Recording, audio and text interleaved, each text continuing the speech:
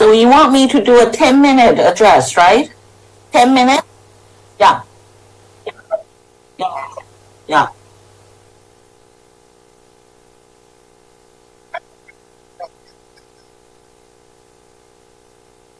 Okay.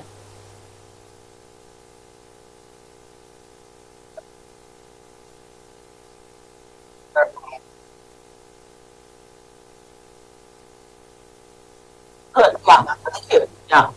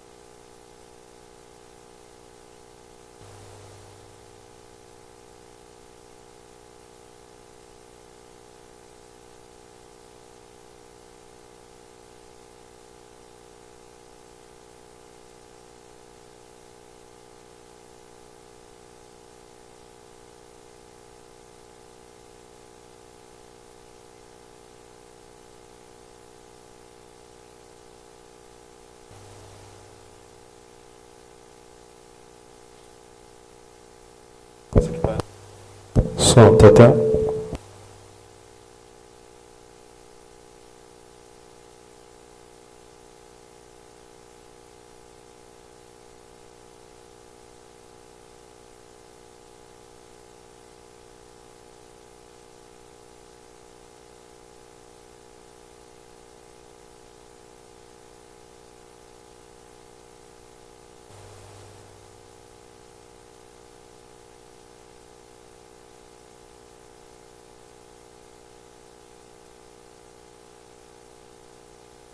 Som, som, som, som, som.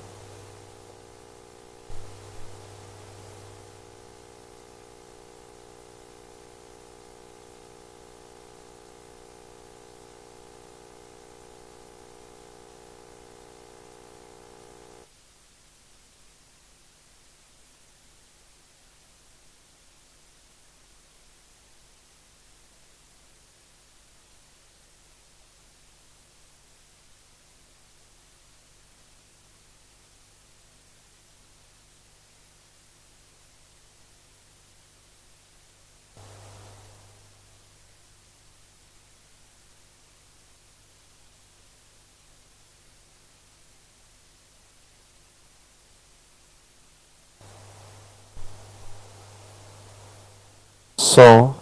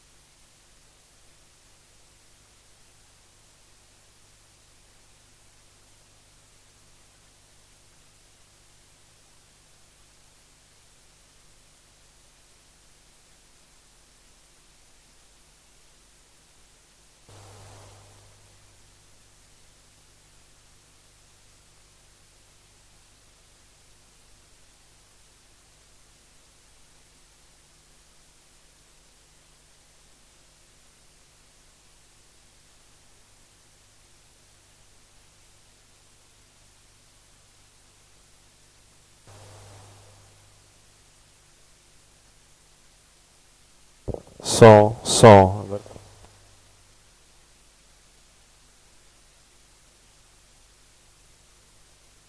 Som.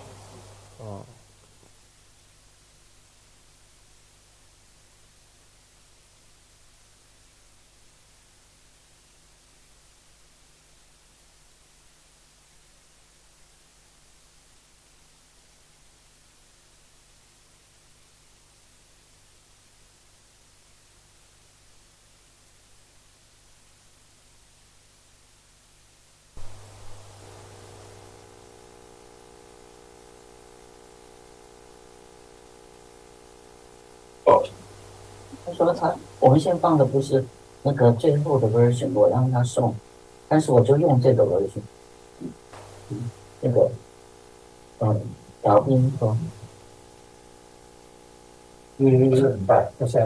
我不换了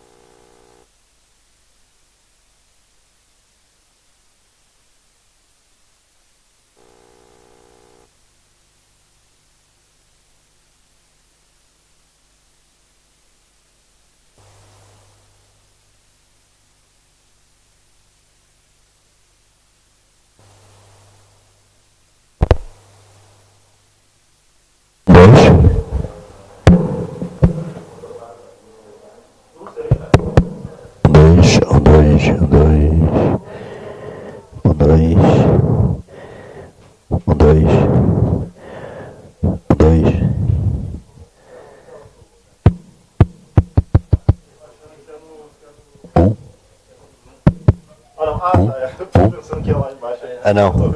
Já para experimentar este.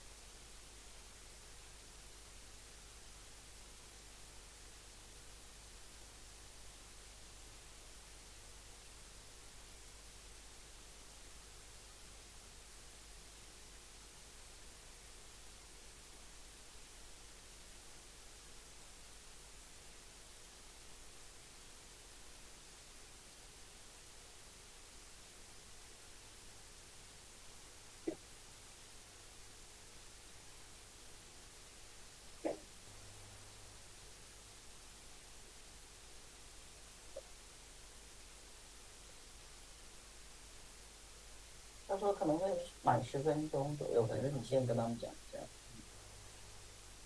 到时候如果不行，我们就做60分钟就是了。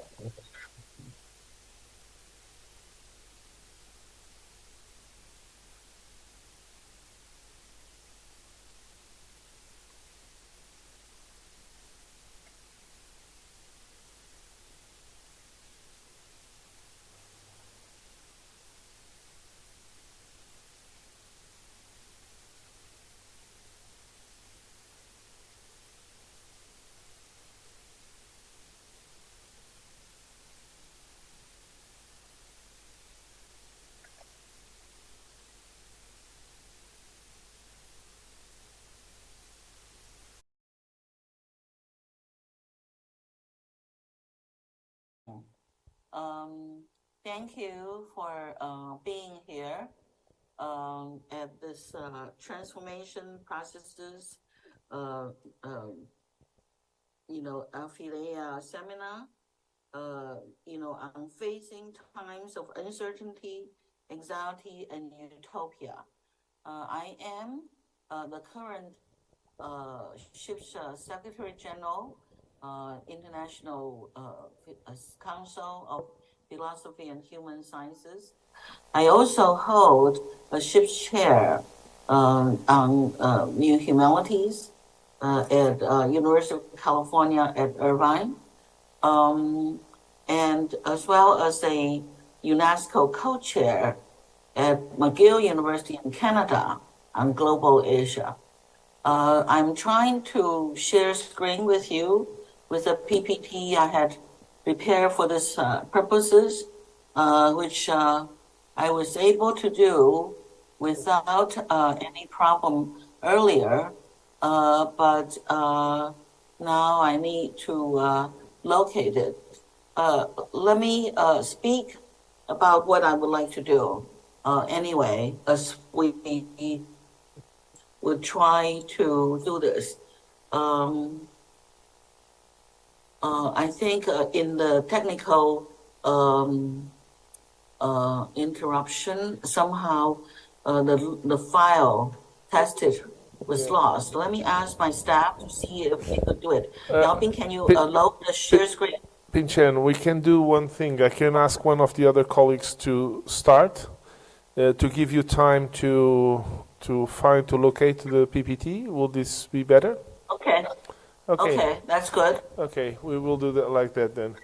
I would then invite maybe Helena Marujo, if you are available, Helena. And so you could start. Okay, thank you so much. It's a privilege to be here with you all today in such an important conference, and also in a particular context of debating this idea of transformation under complex, very complex circumstances that we are living currently. And I really appreciate Luiz for inviting me. So I'm the shareholder of the UNESCO share on education for global peace sustainability at the University of Lisbon.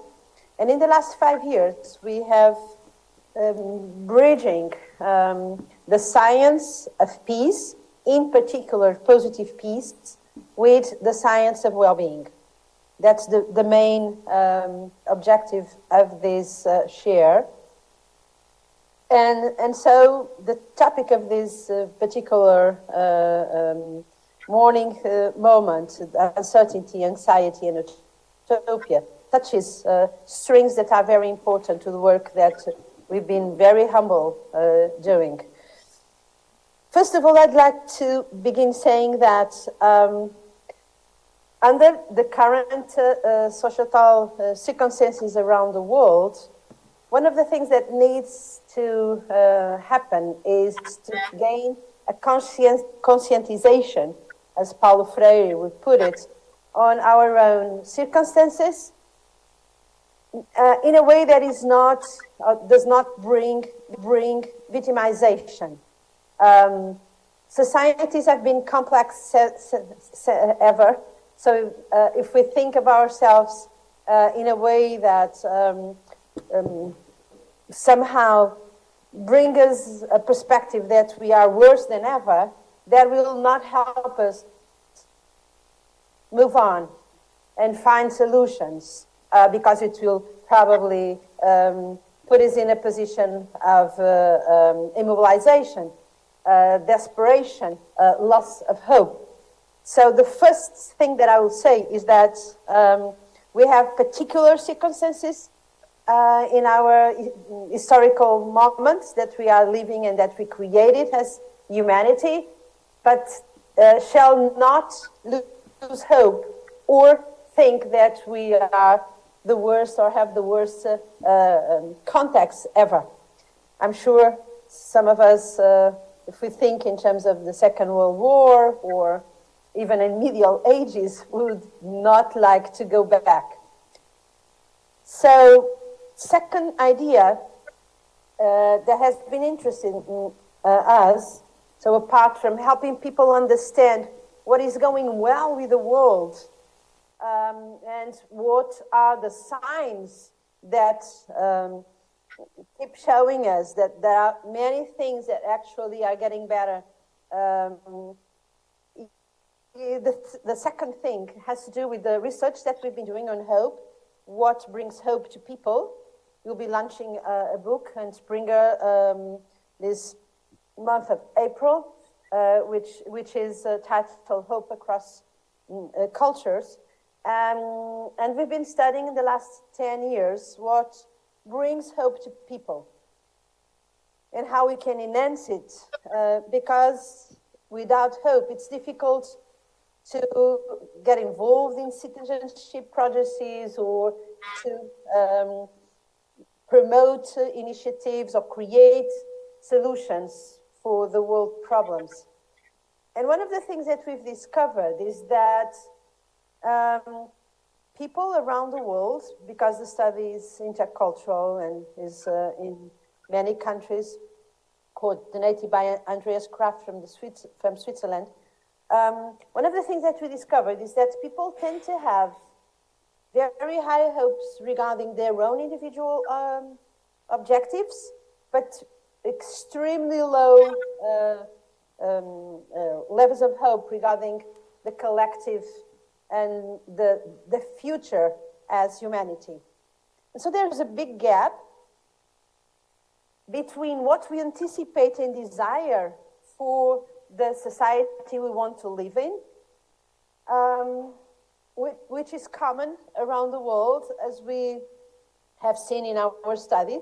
So people want to live in peace, to be able to feel part of communities, to realize their own potential, to live in inclusive, healthy, sustainable, ecological sustainable societies. They want to contribute and to serve, to be part of the common good. And this is transversal. And it's amazing how this image of what we want as a society is so common and so shared. But then when we ask how much they anticipate this kind of society can actually happen, most of the people around the world, with some exceptions on data from Africa, will just be extremely hopeful regarding, regarding what they expect that we'll be able to do as collective. So one of the things that for us in terms of this transformation for the future that is important is to reduce this gap and to help people see how they can contribute to this image, this horizon of a better society where well-being for all is present. And this for us has been meaning two kinds of strategies. One is a literacy program on public happiness, which is mainly the Latin way of looking at happiness. Felicitas, the word has Latin roots, the Latin roots of this word means fertility, virtuousness, generativity, feminine, faith, and is a model that is based, coming from the Romans, that is based on the idea that happiness only makes sense if it's a shared goal, if we all experience it. So if there's equality on the spreading of well-being around the world, and also that the best way to do it is through relational goods. Relational goods, according to science, to economists, sociologists, psychologists that have been studying this, is basically the affective side of relationships, where the relationship is the good in itself. Relational goods is a non-instrumental connection with the other, and has a particular motivational process, which is an intrinsic motivation to be with the other. And also it has an identity, the identity of the persons involved as an important asset. The persons in conversation, dialogue, or relationship actually are the ones who we want in the relationship, not anyone else. So this is briefly the model, theoretical model of what is a relational being, which is our way of getting into the enhancing public happiness in civil society, organizations in general, in education, and so on.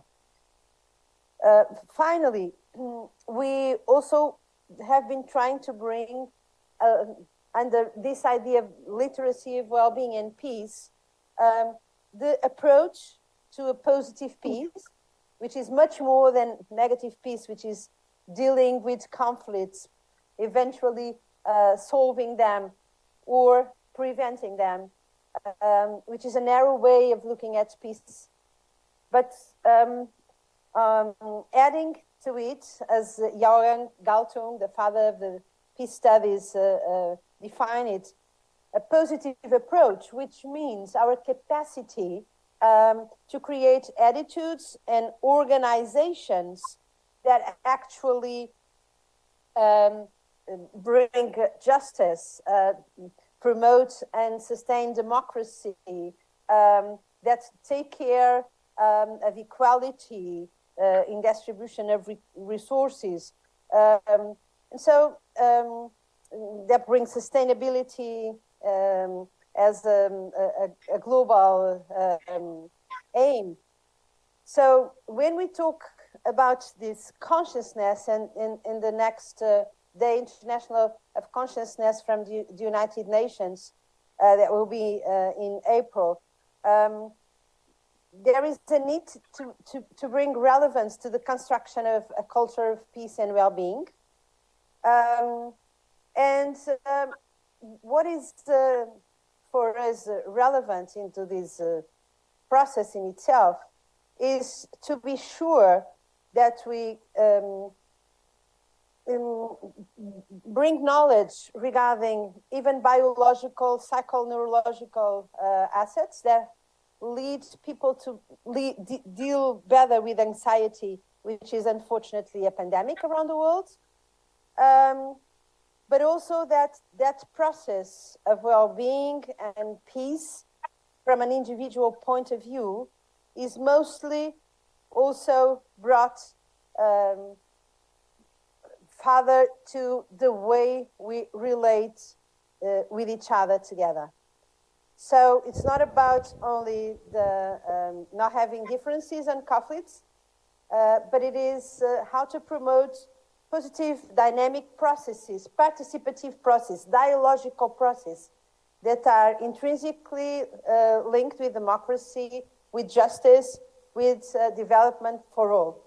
And I finish saying that in the last weekend, in an event, a world event on well-being and happiness, where some of the relevant researchers on the topic, in particular the ones who created and launched 10 years ago the World Happiness Report, which is a way of assessing more than 160 countries every year around the world. The index includes aspects related to generosity, corruption, the quality of democracy, and so on. And we launched a manifesto, a well-being manifesto, that eventually many of you will be interested in signing, to be sure that we ask politicians and leaders in general to put well-being for all and public happiness as a collective aim, and not only the metrics that we usually tend to use, namely global macroeconomic indicators, which somehow, like the indicators that we do know well, like the ones that run most of the decisions of the leaders in the world, to be able to address other issues. In particular, how are we respecting what are the values of each country? How are Helena, we bringing spirituality into the please front try to come to the end, and okay? religious process into the indicators of what is working in the world? How are we actually investing in lowering corruption, enhancing generosity and kindness? And all those things also will help to deal with uncertainty and with anxiety, and to help us move into a good utopia. And that's the dream of the group that I have the privilege to work with in Portugal and around the world. Thank you for listening. Thank you very much, Helena. Thank you very much. It's actually a very interesting and important project that you are coordinating. I ask now, Ping-chen, would you be ready now? Yes. Okay. Yes. Good morning again. Let me try to begin my presentation. My presentation comes from the background that I am, first of all, a historian of children and childhood studies. Second of all, it's motivated by the recent report that worldwide, as of now, we have 1.47 billion children neglected who needed care. What I would like to share with you are two things. I would like to share with you two examples from Chinese art and the recent oceanic landscapes about children, so that we could look at children from a fresh eye and redirect our attention to them when we think of transformation processes, whether it's about the uncertainty, anxiety of the world, or the utopia we all dreamed of. These two examples, first of all, comes from the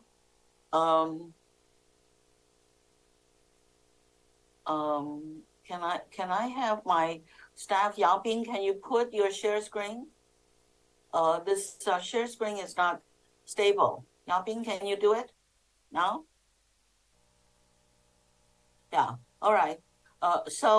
About transformation processes, I offer two examples next page from my position as Secretary General and the CIPSH chair and UNESCO chair. And these two examples, one from the Chinese art, and that's unique as a World Heritage, next page, about artistic genre called Children at Play. And let me explain to you the significance for helping us to redirect our concern and attention to children. Next page. The issue is these arts, you may think the genre came from the present, but it's from actually the 10th century paperwork. And I think these concerns about when we would see children to be free, at their liberty to play, show their special significance during the pandemic. Children's health have been a concern, and they have been limited in their mobility. These come from the Song dynasty when, although on the one hand, people are familiar, they're the disciplinary moralists who would want to discipline children, train children.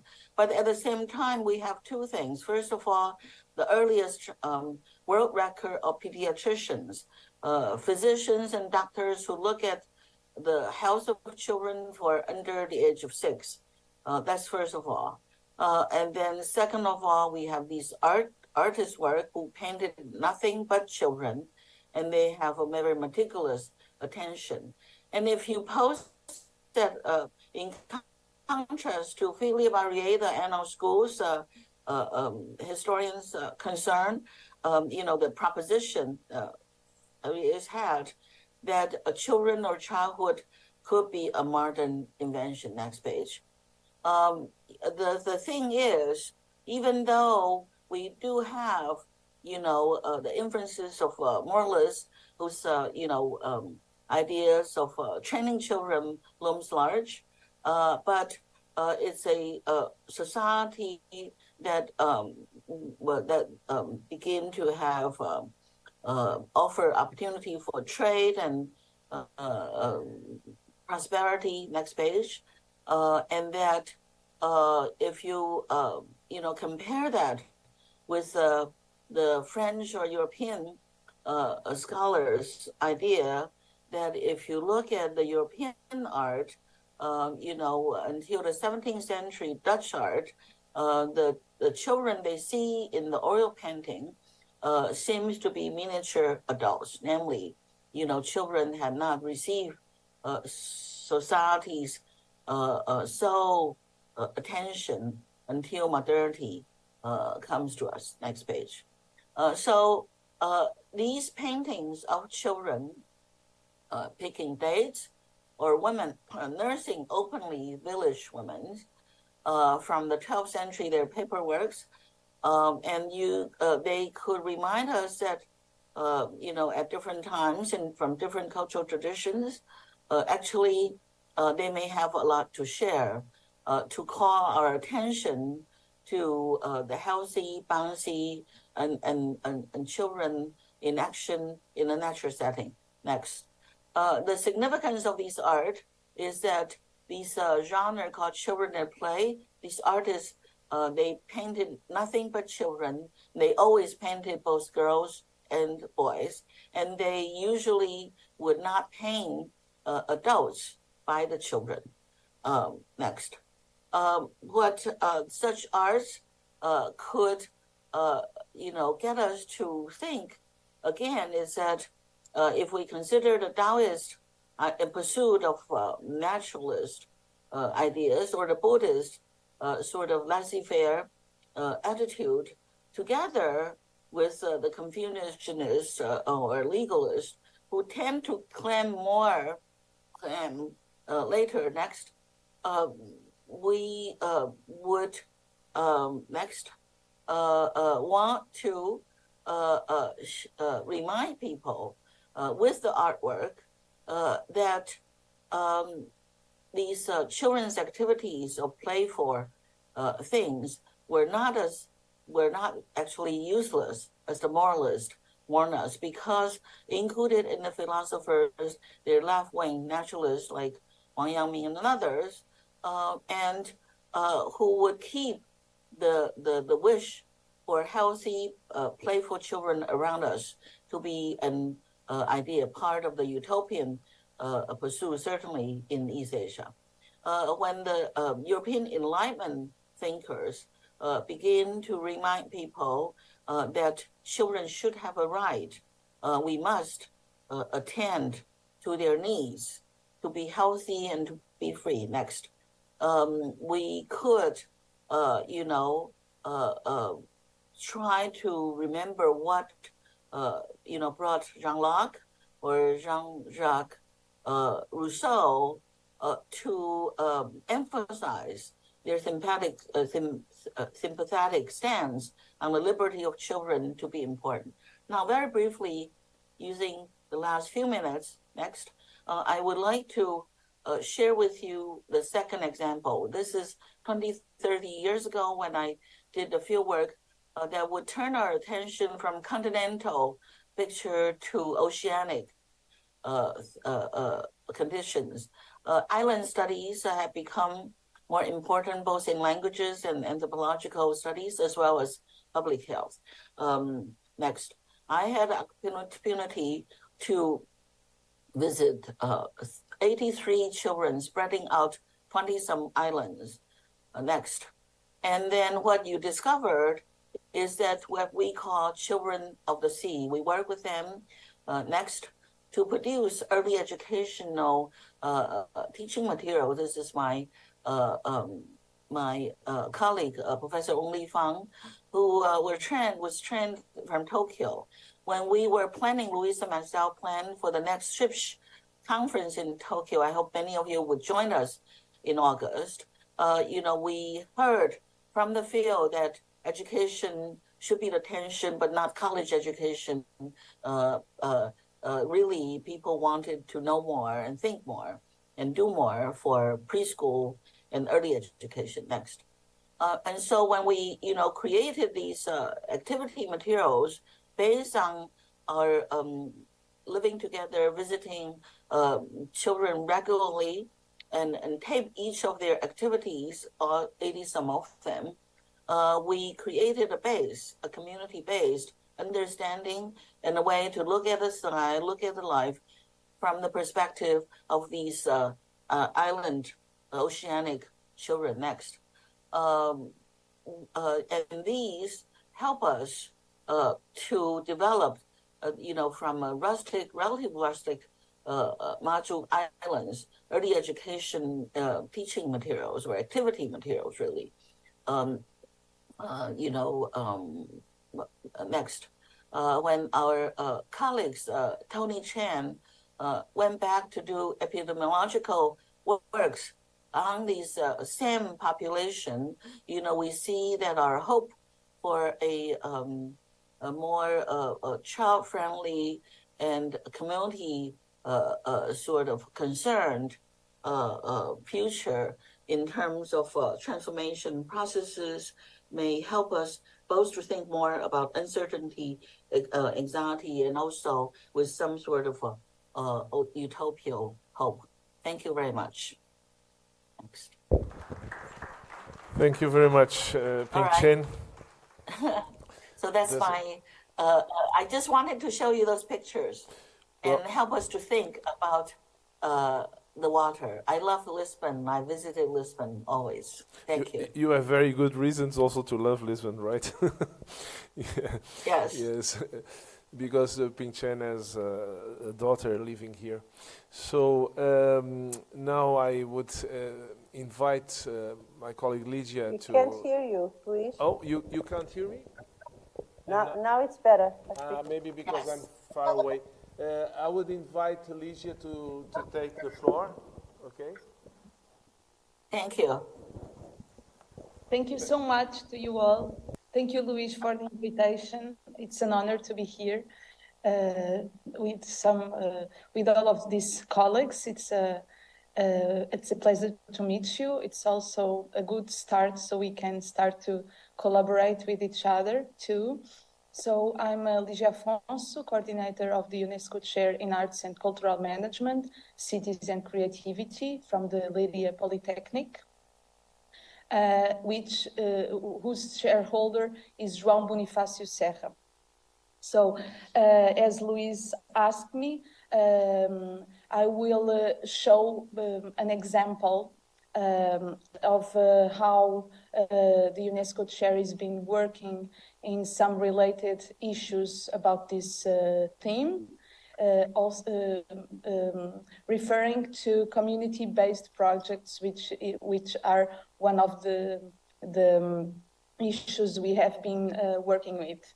So I will now share my screen. So a little bit, okay.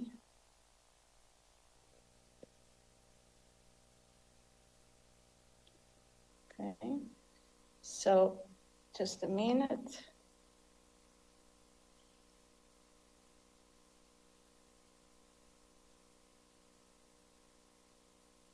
So the UNESCO Chair in Arts and Cultural Management, Cities and Creativity at the Polytechnic of Leiria participated in the Mondial Cult 2022 conference, the UNESCO World Conference on Cultural Policies and Sustainable Development last September.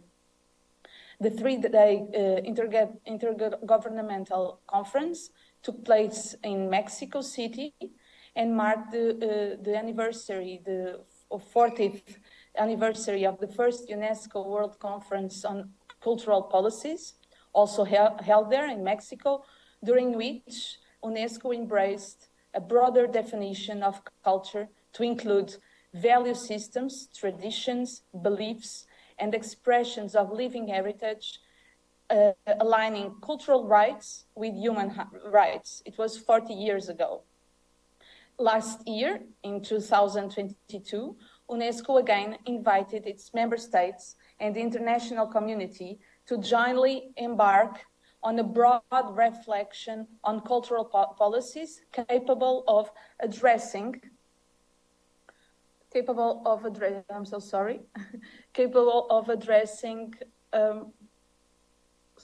global challenges and future priorities in order to foster a more robust and resilient cultural sector, boosting the role of culture in shaping inclusive and resilient societies, anchoring it in sustainable development perspectives, as well as in the promotion of solidarity, peace, and security.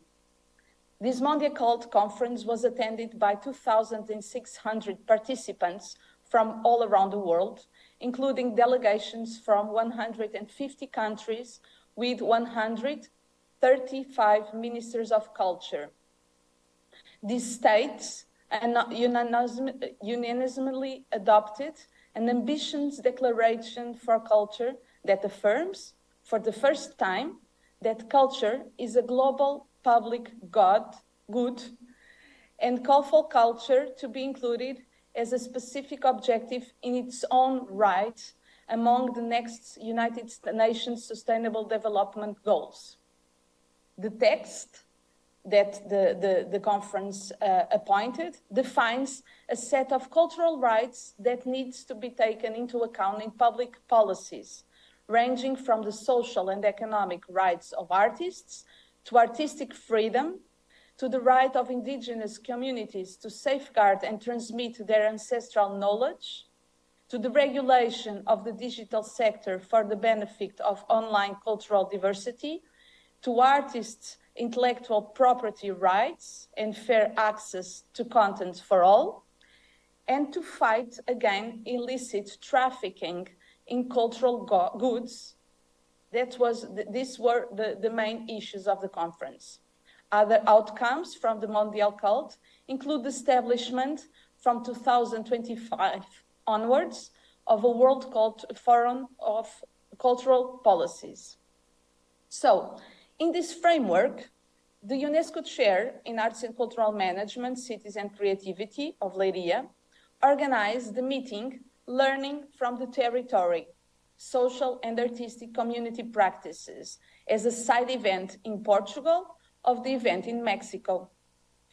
Learning from the Territory, Social and Artistic Community Practices invited Portuguese and international creators from Portuguese-speaking African countries, as well as national programmers, researchers, and cultural and governmental organizations to present and reflect on the typology of the projects that grow in Portugal and worldwide and constitute the main cultural mark of the enlarged territory of Leiria, cultural practices of excellence which have anchored the candidature of Leiria to be the next European capital of culture.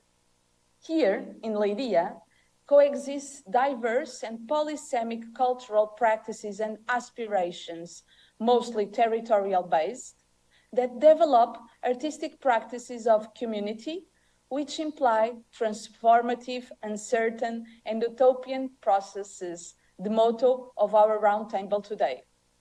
These projects use different artistic disciplines and join professional and non-professional artists in shared process of learning, reflection, and co-creation of artistic proposals. The projects value the participation of all for the construction and maintenance of more sustainable, cohesive, and fair communities, and underline the importance of cultural participation as an instrument of cultural democracy, essential to a life full of rights and freedoms.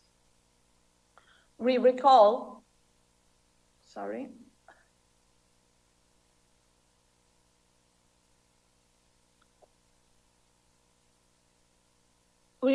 the cultural participation is a right guaranteed by Article 27 of the Universal Declaration of Human Rights, and that is provided for in Article 73 of the Constitution of the Portuguese Republic, and also that the fourth indicator of UNESCO's Agenda 2030 is inclusion and participation, which states that culture provides a stage for community participation and renewed relationships between public authorities and communities, and often serves as a meeting point for community engagement, thus stimulating participatory decision-making.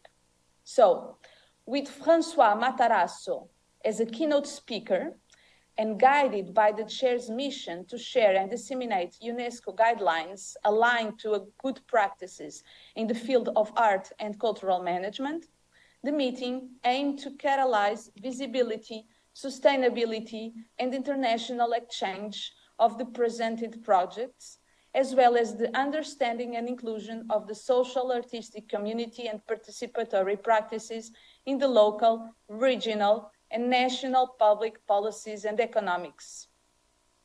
The meeting counted with the participation of several cultural agents and representatives of cultural and government organizations.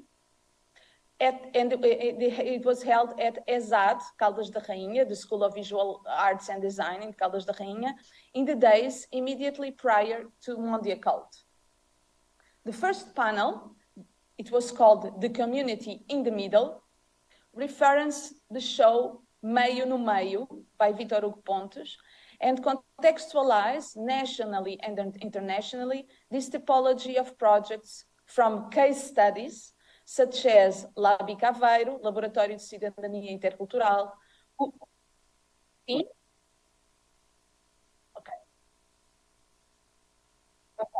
The second panel was a debate on cultural policies and social economics, and counted with a panel of institutions that disseminate, support, and promote the political institutional framework of participative and community artistic projects. The third panel was dedicated to the state of the art, of participatory and community arts. And the fourth and last panel was the art of the conference, and highlighted projects that developed in this territory and have its people as the subject of action.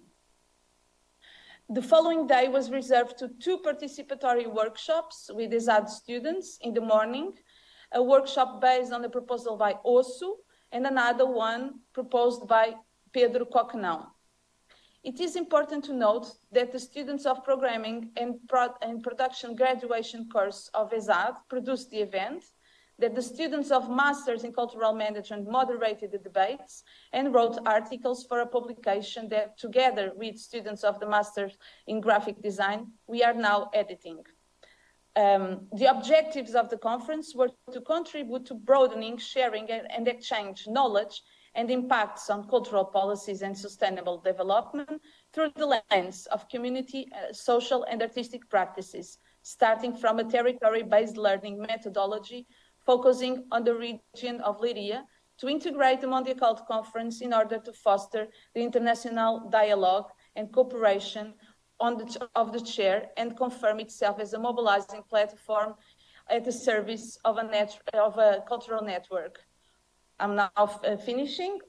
One of the main messages was that communities are experimenting with new forms of civic and institutional organization involving civic groups, local authorities, universities, and the private sector, producing knowledge from the field projects with strong involvement, transforming knowledge into action, and testing new utopian forms of social and civic intervention to respond to social change challenge.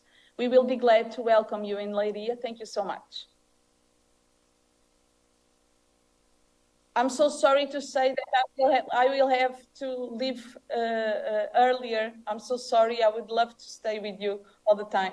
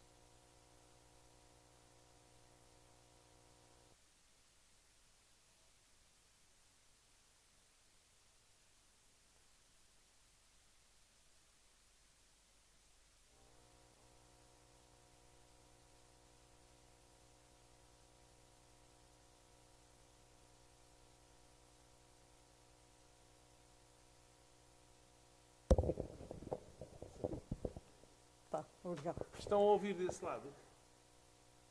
Can you hear? Lígia? Yes. Okay. Well, good morning to everyone.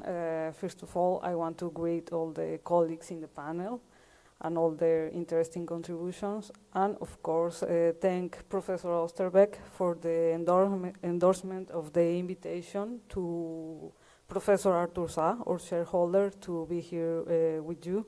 Unfortunately, he is in a European meeting out of the country, so I'm here to share with you a little bit of what our chair, UNESCO chair on global geoparks, sustainable development, and healthy lifestyles is doing in just a few minutes, because we are running out of time.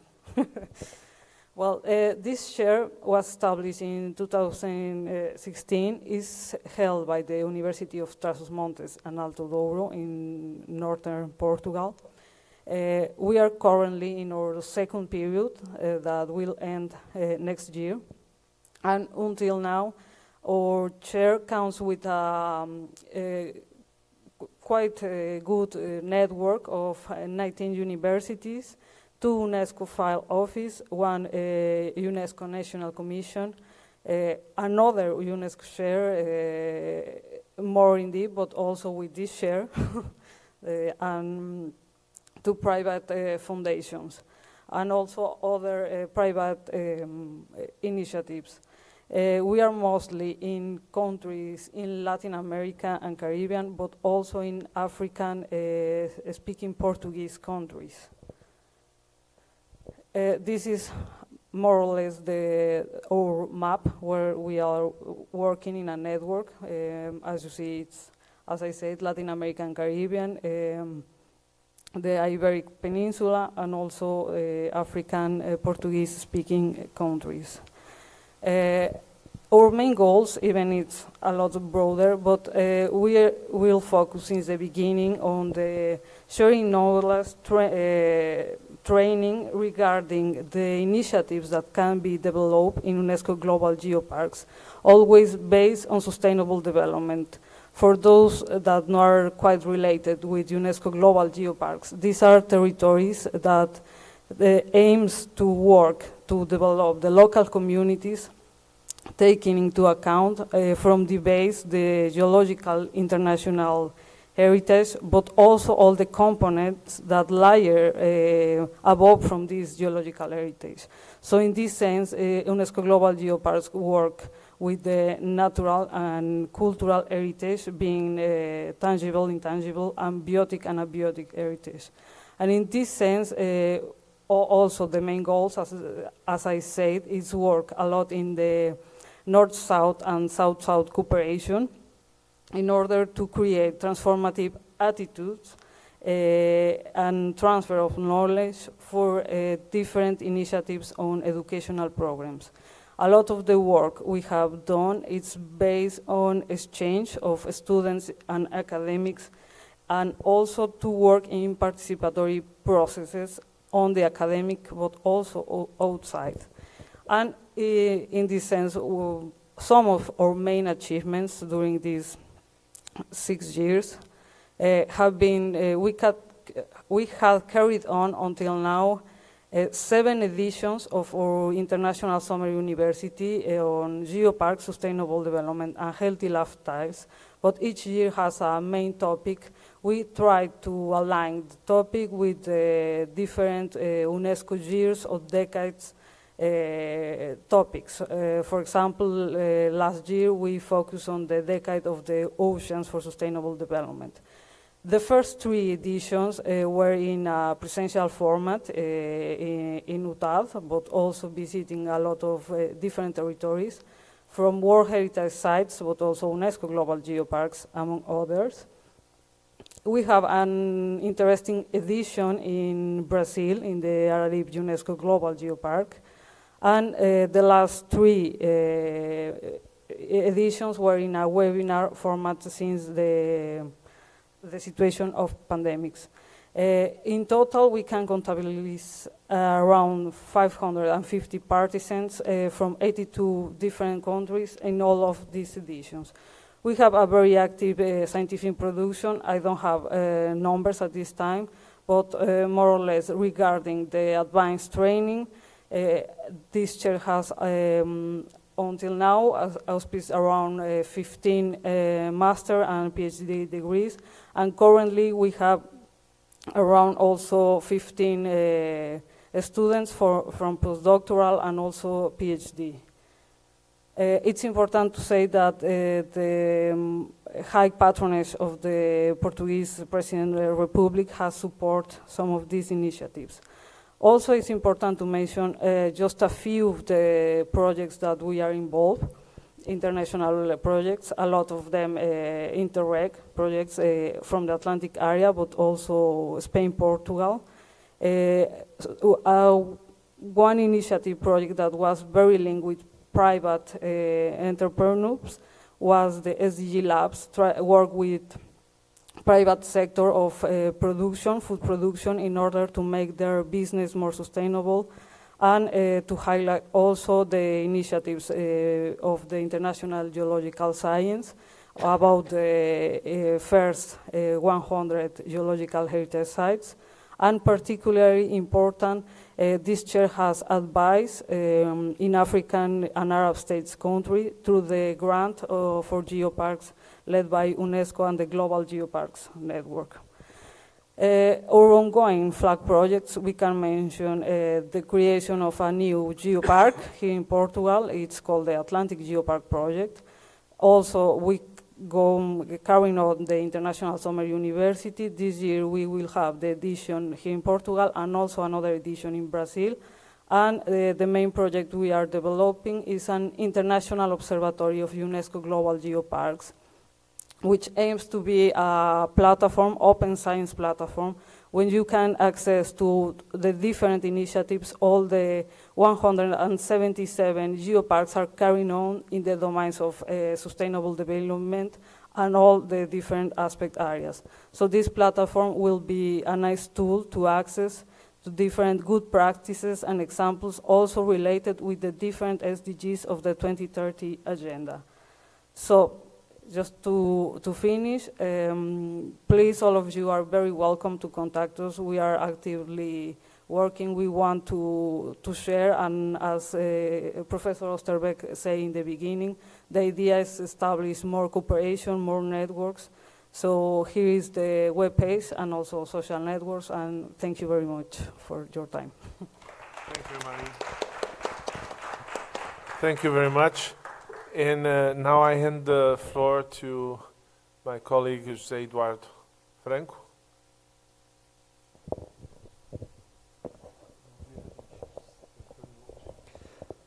Thank you very much. Eu vou falar em português para ser mais breve, dado que o tempo está muito curto, e depois peço ao Luiz para fazer uma síntese em inglês, e assim será muito mais rápido. Portanto, a Cátedra de Estudos Globais, que acabou de ser aprovada agora pela UNESCO, visa promover a produção, a pesquisa e desenvolvimento e produção de conhecimento em perspectiva interdisciplinar, desde a história às ciências do ambiente, colocando a construção do conhecimento em perspectiva global. Desde as histórias globais, temos uma linha que estamos a promover, que é as histórias globais, onde estamos agora a preparar uma história global das utopias, precisamente para estudar a dimensão transformadora que as utopias têm sido ao longo dos tempos das sociedades humanas, até às ciências do ambiente, passando pelo pensar a construção de uma cidadania global. Não se está a ouvir bem. Sim, Desculpa. e agora, está melhor? Não, eu acho que tem que... Sim. Tem que falar perto. Está melhor? E aqueles Better? não vêm para aqui. A sala grava para muito aqui, bem. o YouTube é para Sim, aqui. sim, muito bem. E é um dos projetos que estamos agora a desenvolver nesta perspectiva da construção de uma cidadania global integradora, pluralista. É precisamente um projeto que é intitulado Dignipédia Global, aprofundar, sistematizar e defender os direitos humanos, que tem dinâmicas de capacitação de professores e alunos junto de escolas, mas também a preparação de um instrumento do conhecimento intitulado Dicionário Global dos Direitos Humanos em Língua Portuguesa. Ao mesmo tempo, temos também projetos ligados ao ambiente, às ciências do ambiente, e à luz deste lema, que é o lema da nossa cátedra, que é construir uma globalização do rosto humano ecossociologicamente sustentável.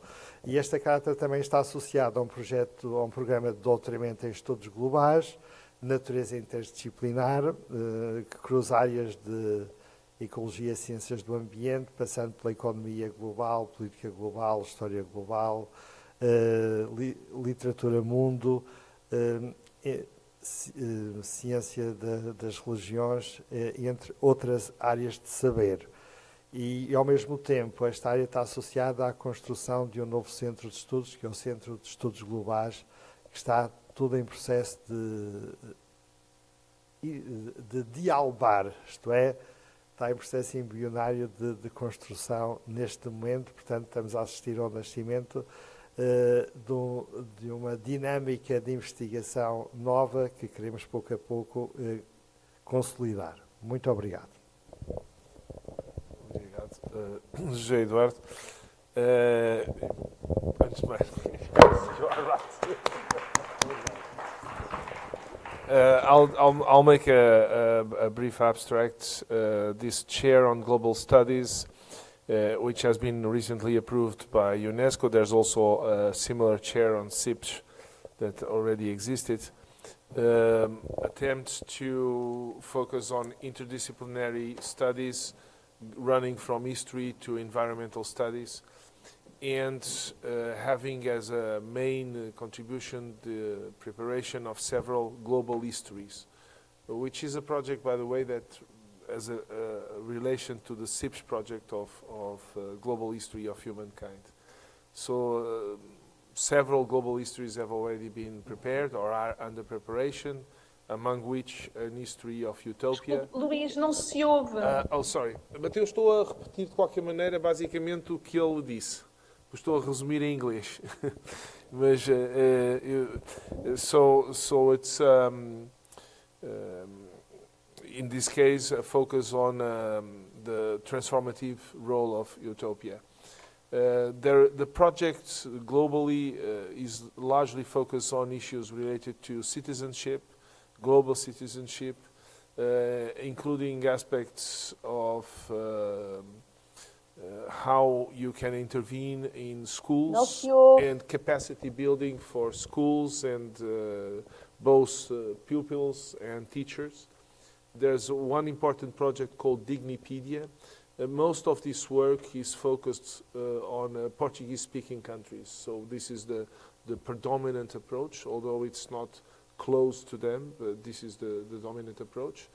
And globally, it's under a framework of bringing into globalization a more humanistic address, which encompasses the global studies, as mentioned, from history to literature, etc., and also the establishment of a new Center for Global Studies here in Lisbon. So the chair, he says it's a utopia, but but utopias, as you know, it's things that do not exist yet, but can find their place, can find their reality, their territory at some stage.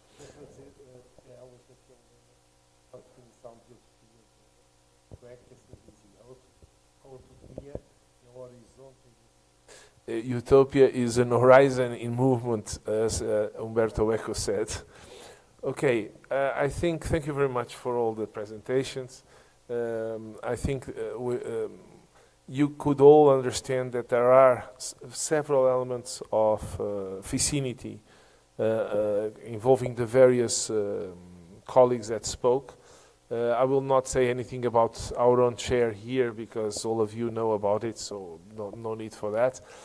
We don't have much time, but we still have maybe room for one or two questions if you have them. Charlene? As questões da mesa que sejam colocadas na Assembleia eu depois repito aqui no computador, está bem?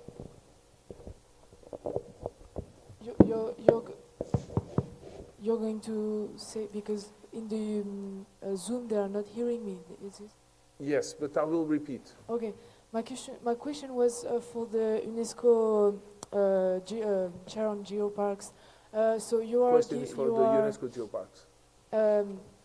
One of your objective is education, and I was wondering, you're giving education to university students, also to children and other age group of people.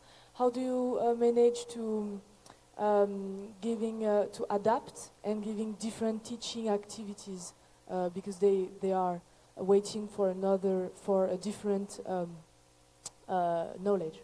Question is how they adapt the education to different levels of students in different ages and school levels. Thank you for the question. Yes, we work mostly with... Peço desculpa, não se consegue ouvir mesmo. We work mostly with... Assim já se ouve agora? I think so. Helena? Não. Está ligado? Helena, estás a ouvir? Muito baixinho. Pois não deve é haver fácil aqui qualquer ouvir problema este que eu não consigo perceber. Assim está melhor, agora está melhor. Okay. É falar aqui ao pé do computador. Obrigado.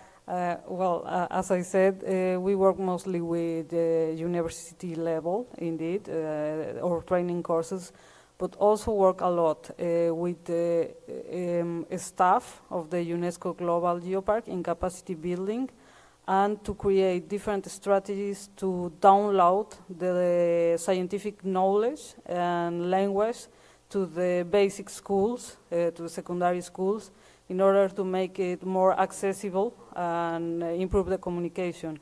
We also have several initiatives directly with secondary and basic schools, mostly here in Portugal, but also in Mexico. Well, I didn't present myself, but I'm from Mexico, but almost Portuguese.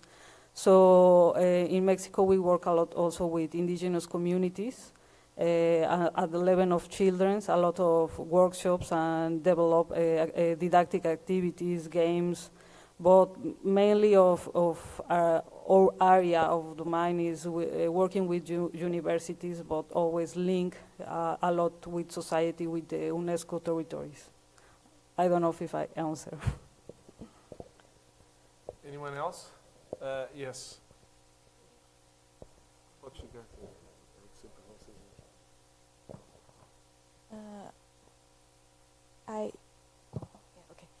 I have a question for Prof. Hsiung. Professor Hsiung is no longer here. Okay. So she had to leave. You can give me the question later and I will pass on to her. Anyone else? Yeah. Thanks for your presentation. And with regard to the uncertainty and the transformation, I have a question that if there is a contradiction between the will of local people and the preservation of cultural landscape, whose essential part is human interaction. That's to say, with the shock of rapid urbanization, if the local people want to move away, that's to say, that means the abandon of the cultural landscape. How to choose? We need to preserve the heritage, or we need to respect the will of local people to leave them, to let them live a better life in their. Question is for anyone in specific? For who? Okay. Uma pergunta para todos. Força. A pergunta que aqui uma das quando a comunidade para melhorarem a sua vida preferem partir perda do património, devemos intervir. Portanto, de que lado é que devemos ficar, no fundo, do lado da preservação patrimonial ou do lado do respeito da vontade dessas pessoas? A pergunta é para todos no painel. Emmaline, queres começar? Sim. Well, indeed, it's complicated, of course. I will answer from my own knowledge and work with particularly UNESCO territories and UNESCO global geoparks. One of the main objectives of these territories is to try to do the both thing. Of course, we have seen that it's not possible to do the both things with 100% success. One of the strategies that geoparks want to implement is create different employment opportunities in order to preserve the local heritage, the cultural heritage, to keep the people in the territory. This has been a kind of success in some territories, but it's not 100% of success. We still have a lot of people immigration outside. I will talk about two cases, one in Portugal, one in Mexico. Here in Portugal, in the Arouca UNESCO Global Geopark, it's a small village, and it's commonly that the young people is getting out and are only keeping there the old people. But with different touristic initiatives, they had created until now more or less 20 permanent jobs for youngs. That maybe it's not quite representative, but for that village, that city, it's good.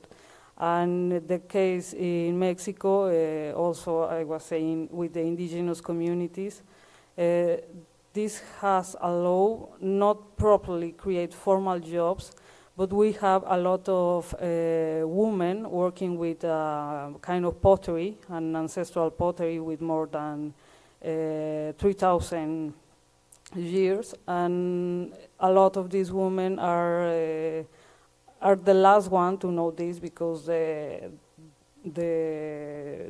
children, the girls, doesn't want, because it's difficult. So with the help of the Geopark, we establish a cooperative with them, and also a kind of school, a workshop with new people want to learn this technique. And this has helped a little bit to keep this tradition, to keep this intangible heritage, and also to promote the commerce of this kind of pottery.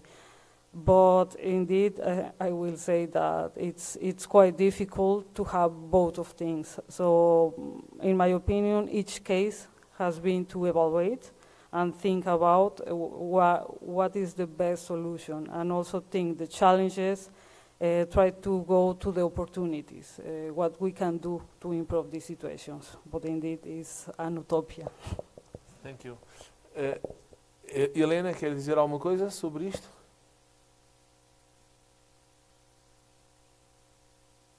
É-me muito difícil comentar porque eu não consigo ouvir, portanto não ouvi o que a colega acabou de dizer, infelizmente, portanto estou com dificuldades deste lado. Pronto, há aqui questões técnicas, infelizmente, que nos ultrapassam. De qualquer forma, e mesmo sem ter ouvido a riqueza da sua resposta e nesta preocupação com o cuidar, a diminuição da miséria em todas as suas formas e a promoção daquilo que de alguma maneira nos aumenta a possibilidade de vivermos vidas saudáveis, com qualidade, inclusivas e dignificadoras. Creio que há aqui um diálogo permanente entre aquilo que são as necessidades das pessoas, muitas vezes, porque o abandono pode ser feito à procura de melhores vidas, e simultaneamente, não é, de conseguir continuar este legado intergeracional e o respeito por aquilo que são múltiplos patrimónios culturais e outros, e que precisam de ser cuidados. Então é continuarmos a pensar as soluções mais inovadoras, formas de atrair e conseguir mobilizar quem tem a possibilidade ou o interesse e está desperto, não é, para esta proteção e para este cuidar de todos os patrimónios e heranças humanos, simultaneamente cuidando daqueles que precisam de abandonar e pensando como é que as próprias políticas públicas e a formação das lideranças e a sua atenção aos projetos comuns podem continuar a estar no foco das nossas intervenções. Os líderes, todos aqueles que tomam decisões políticas, precisam, a meu ver, cada vez mais de serem informados pela ciência, para aqueles que nós na academia, que vamos investigando e promovendo aquilo que parece essencial para uma sociedade mais justa, inclusiva e que defende os direitos de todos. E por isso eu diria também aqui um reforço do trabalho direto com aqueles que têm e tomam decisões políticas, para conseguirmos criar condições para as pessoas poderem ficar nos lugares onde possam também elas acarinhar, proteger e cuidar dos patrimónios. Obrigado, Helena. I will make a brief translation afterwards, okay? But in any case, no, we are short of time. I'm sorry, we have to close the session now.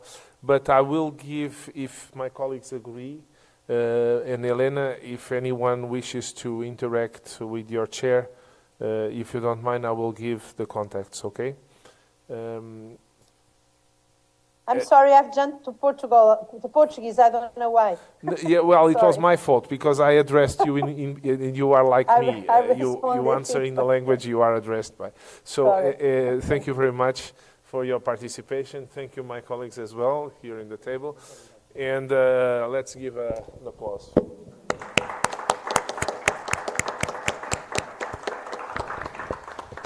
And now we have a coffee break, and we will resume in maybe 15 minutes. Okay?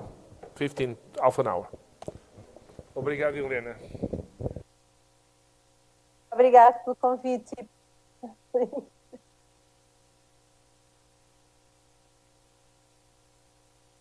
Uou! Claro, claro. Claro. Parabéns, de qualquer forma. Gostei muito de estar, obrigado. Espero que continuemos unidos nestas caminhadas para um mundo melhor. Obrigado, Luiz, pela confiança. Até breve, um beijinho. Com licença.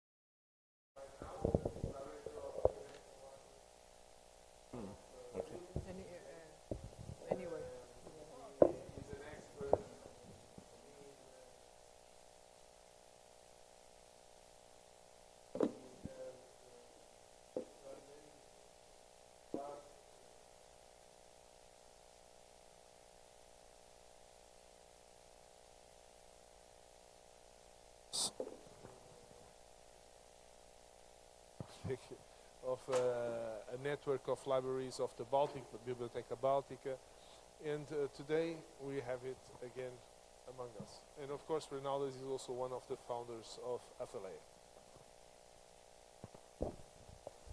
Thank you, Luiz. Hello, everybody. Thank you for coming for this presentation.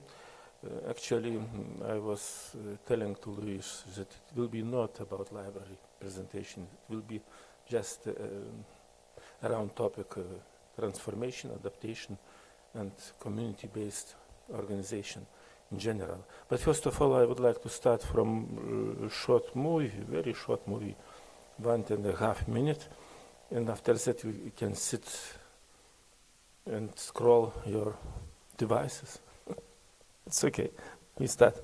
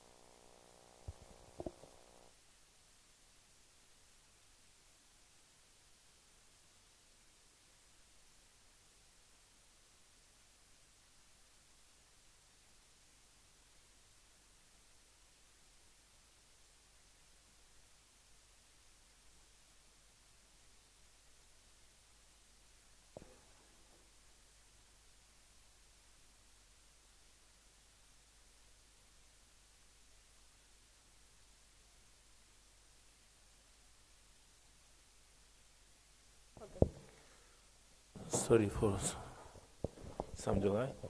Maybe I will sit and you can see if something will be interesting for you. I will just comment how we have made strategic transformation focused knowledge organization, because library is national member institution. Our library is national, is parliamentary library and major public of the country, and also research library as well. We have 500 people and we have more than 1,500 public libraries network in the country. Also approximately the same number of research libraries in which, to which we are making impact, strategic impact mainly. But first of all about library as social institution, as very important part of social infrastructure of society. Because library is not about books, it's just something related to books.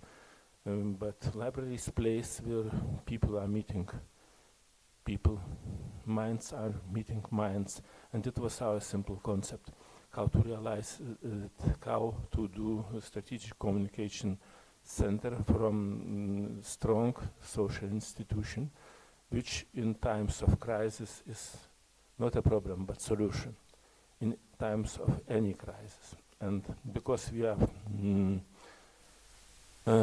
state paid institution, we are working for all citizens in general. So there will be many slides. Some of them are quite managerial. Some of them will be just promotional. I think you can accept, you can choose, you can have impression, and that's all. This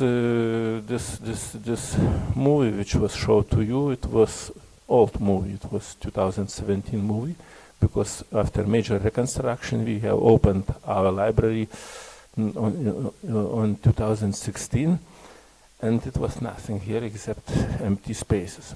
Now, after 1 year, you have seen how library was working. Right now, I will try to show you general concept.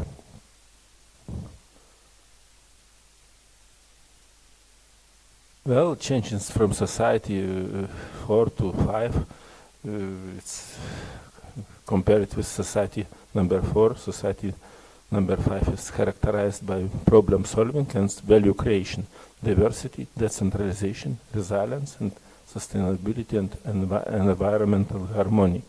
Why I'm telling it? Because if you are willing to transform institution, you need first of all to transform mission of the institution according newest tendencies. Also, you need to transform people's competencies, attitudes, mindsets, and without that it will be just simple, not very necessary, one more institution in society. The aim is to bring about society where anyone can create value anytime, anywhere, in security and harmony with nature and free from various constraints that currently exist. It's ideal view, of course, but we need to have ideal view in order to become closer to it. It's popular to tell that society number 5 will be imagination society, creative society. So we are trying to do that, and I will try again to show through which kind of projects we are doing it. Creativity, social problems, and value creation. Now, this strategic knowledge gap, it's very important. I don't know how I will be successful in explaining it, but what you know, what your company or organization knows, it means what you can do with your knowledge.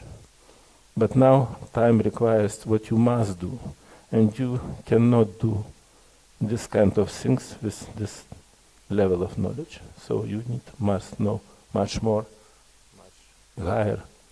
And it's purpose of universities, purpose of any person who is ready to make career, to make contribution to the society, to make many things better.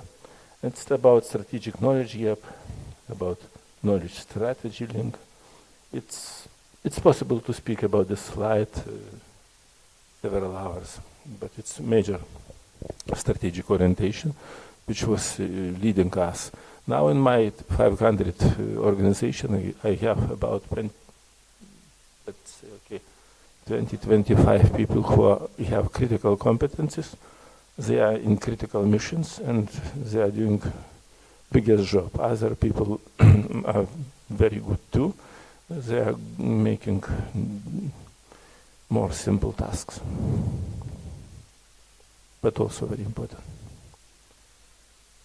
Now about ecosystem organization and digital transformation. If we are going to digital organization through transformation, so you need to be part of digital economy and you value creation. It looks simple, but it is not so simple, but it's also not so difficult. If you can understand interdependence of all actors, and if you can choose priorities, if you can find your exact mission, which is forward-oriented, you can deal with any crisis. You can have project-based organization. You can have real team leadership, of course with leader number one, but it's necessary to have organization which is leadership organization. When we started, it was a simple understanding. We need to rethink, to restructure and reorganize our institution. We were working according principles of strategy-focused organization. It's balanced scorecard. It's not every institution is able to do that. We maybe were the first institution which was not business institution, because it's quite difficult to fulfill all those requirements. We were close to fulfilling those requirements, and now we have opportunity to have better structure which can help us to fulfill our mission. Well, in general, among 500 people, there were 50 leaders. I decreased twice. Remain 25 departments with 25 leaders. It's flat organization, flexible, and anytime we can change and adapt our structures according requirements of our changing mission. Of course, this dimension is very important, but it's for professionals, but you are professionals, you are researchers. So scientific domain makes everything, makes all changes, because normal library, research library, database library, information-based library, knowledge-based library, it's about management of knowledge and digital complexity. So it means we need to have research-based approaches and to generate working flows according to new requirements. Here it's just to show ecosystem in which we are operating. It's nothing related to libraries, but everything is related to libraries, because inside we have digital libraries, e-infrastructures, high-performance computing, supercomputers, digital repositories and data management, research networks, high-speed hybrid communication networks, grids, cloud computing, distributed computing infrastructures. Why I'm telling that? Because later I will show you how many projects, national projects, very high level cost projects we are making on national and international scale. This is again a little about small theoretical background, because we have data management, information management, knowledge management, and we create value. What's changed now? Now we have big data management, high performance computing. We have digital humanities, we have web science, and of course on the top artificial intelligence, which should be very purposeful. Speaking about maybe 10, 15 years ago, it was such expression, human-computer interaction. Now we have different expression and different science discipline.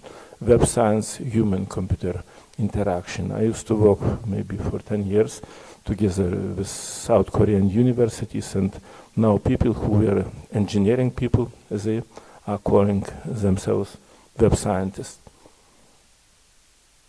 Now about data science competence groups for business-oriented profiles. You just can see general view how it is working inside library, how different IT systems are interoperating, how they are interrelated, and what kind of impact they are doing to complicated information systems management, making them simpler.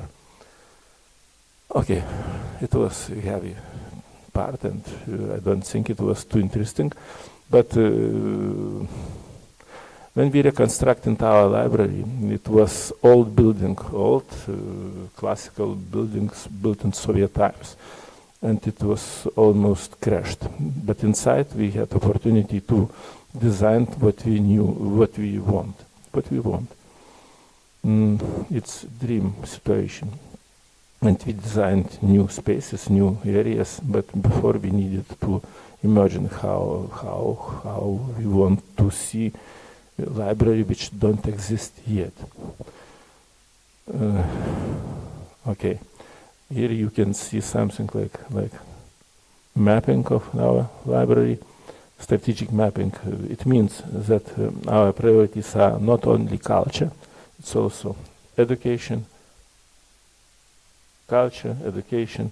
science, economy, and it means Lithuanian state. Of course, values, of course, institutional values, of course, management, everything is quite clear. But it is not simplistic, but realistic model of management of our institution. Now, I was talking about vision. Vision is ambitious to become integral part of country's progress in information policy, culture, education, science, and economy. I can briefly comment on it. For example, what does it mean, information policy? We have a huge department of highest level analytical specialists who are working for government, for parliament, for president office, and they are making quick, valuable information insights for our decision makers. Now, if science policy, science, culture, and education, it corresponds to UNESCO purposes, that's all. We are integral, normal. Now about economy. In year 2021, we were participants of Expo 2020 in Dubai. It was only one library, according to my information, which has achieved opportunity to be part of this economical diplomacy, because we have in our institution creative industries department, which is very successful. Right, yesterday we had jubileum of NATO forces, and our product, creative industries product of National Library, was part of this huge event. So we are trying to do our cultural diplomacy mission. Now about mission, to serve as a space for knowledge that creates value for Lithuanian society. That's all. It's again, it could sound somehow propagandistic, but it's realistic. For us, it's realistic.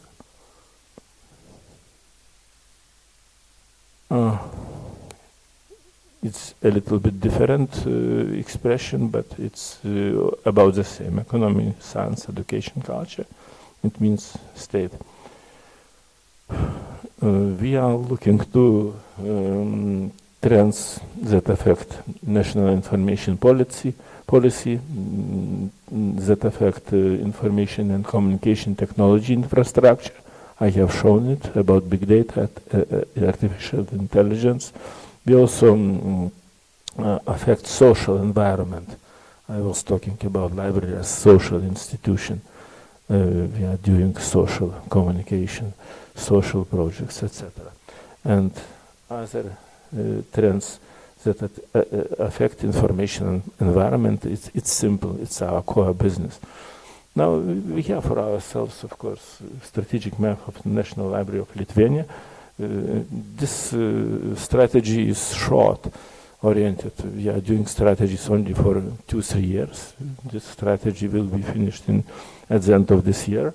And right now we are under preparation of next strategy, which will not totally different. It will be just different stage, different level of current strategy. But we can fix any, and we can measure any component, how it works, how it corresponds, how it operates inside our management structures, how it correlates with our competences.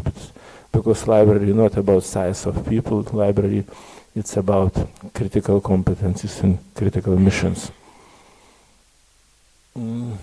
value for science and research fields. I'm looking to my time. We have not too much time, 10 minutes.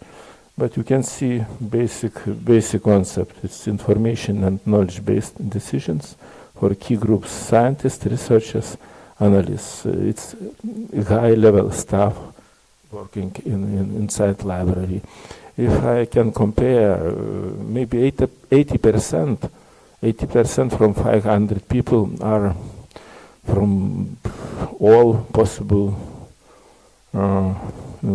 professions. They are mathematicians, physicians, they are social scientists, humanity scientists, big data experts. Maybe 20-25 are classical librarians because we need to fulfill our classical missions as well, because we are national memory institution. For parliament, state institutions, business and innovation sectors, we are doing also special tasks, and everything is written here, and you can see and you can understand much more broadly than I can explain in my short comments. Well, we are part of economy. We are trying to make our state more competitive. That's all. Research databases, research-based communities. We are having several projects that are done together with consortia of universities. We have 30-40 doctor degree team, which is hardly working on that purpose.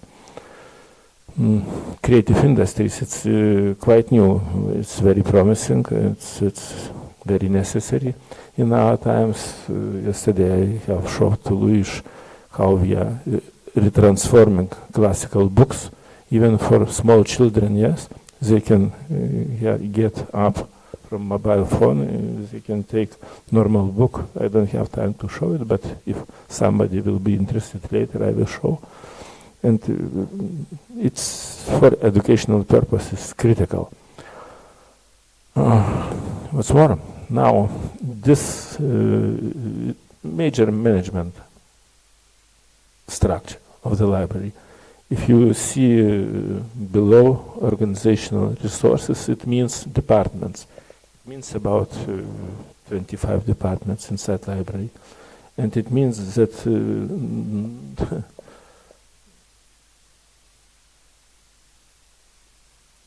so politely, but it's not India. We don't have sanct cows here. Nobody is more important than others. We respect everybody, every institution, but we can transform any department if he doesn't correspond to our purposes. That's why we oriented towards strategic projects which are changing our functional activities according to our strategic goals, missions, and visions, etc. Now, just to prove you, year 2018, when we have started almost strongly, it was 25 million euros projects for 3 years. They were related to Lithuanian Integrated Information System of Libraries, to Virtual Electronic Heritage System, and to public internet access points. It means all infrastructure of whole country was covered. It means all content has been integrated and managed.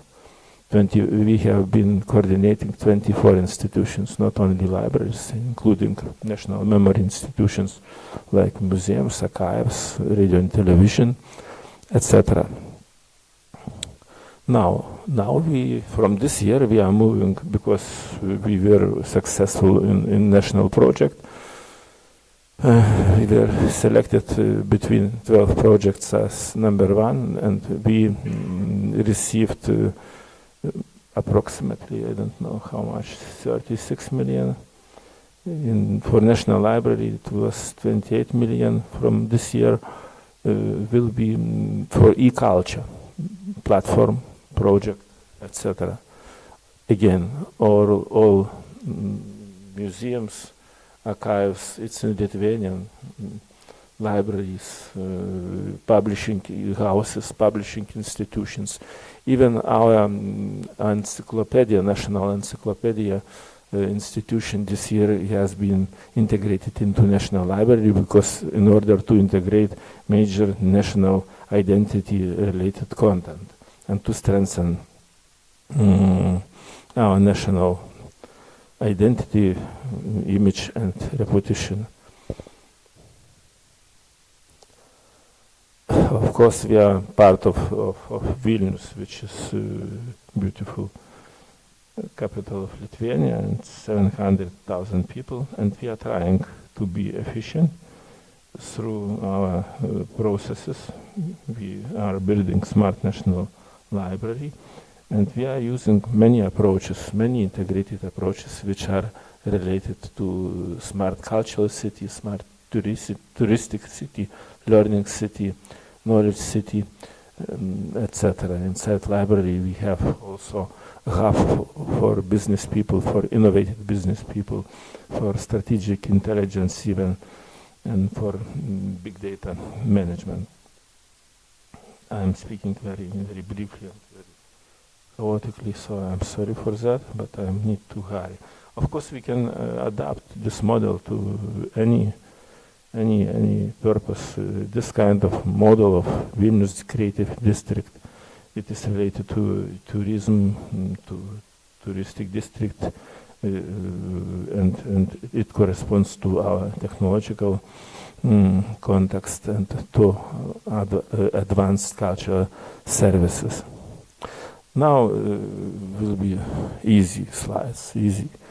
How many people are coming to library? We have investigated, and later I will comment some numbers, but you see library floors are flexible, spaces are very flexible, adaptable. We can switch to any task, our services, space services. For example, computer hackathon is inside our library, is running already for 6 years, and about 600 people are working 48 hours inside our library. They are working internationally, and their achievements are very high. Among the world institutions, they are number 2, number 3. It's okay. It's good community. Community-based transformations. They are creating games, and they are implementing games in our library products, and they are engaging new generation newcomers to the library. Well, we can transform. It's like amphitheater, but it's not amphitheater. It's just I don't know how to tell in English. It's just stage when you are opening library and you are coming inside library, but you can sit opposite and you can have like amphitheater if it is necessary. Well, population likes us. It's cultural biker trip through the country. When it was 100 years anniversary, they have created program to visit 100 projects, 100 cultural objects inside Lithuania in the memory of national institution, National Library. We like it. Why not? We are very important part of political communication. It's not traditional. Here you can see our lady, our current Prime Minister, our former Prime Minister, and our current President of Lithuania. Major political communication processes were inside library. All debates were inside library. Why not? Here you can see part of cultural diplomacy. Prime Minister of Latvia, Prime Minister of Estonia, also National Library Director of Latvia, and also me. So we are doing general exhibition about our independence history, and it's very important to to connect our history with current decision makers and with current problems which are geopolitical and very dangerous. We are doing many strange things. It's Locarno Film Festival. We are constant participant. What we are doing here, beside movie, there is a rich cultural program.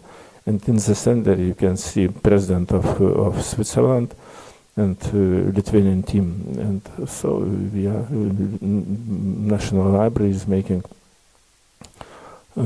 exhibitions and other activities related to culture, because everything is integrated together. Benjamin Netanyahu, he has twice visited our library, and he likes our library because we have a very rich Judaica center, maybe richest Judaica center in Europe and in the world, and we are cooperating with Ivo Institute in New York. So we are cooperating with Israel Library. Right now I'm trying to show some cases, but there are a lot of cases every year. We are organizing about 1,500 national, international, and other events, and it is public institution.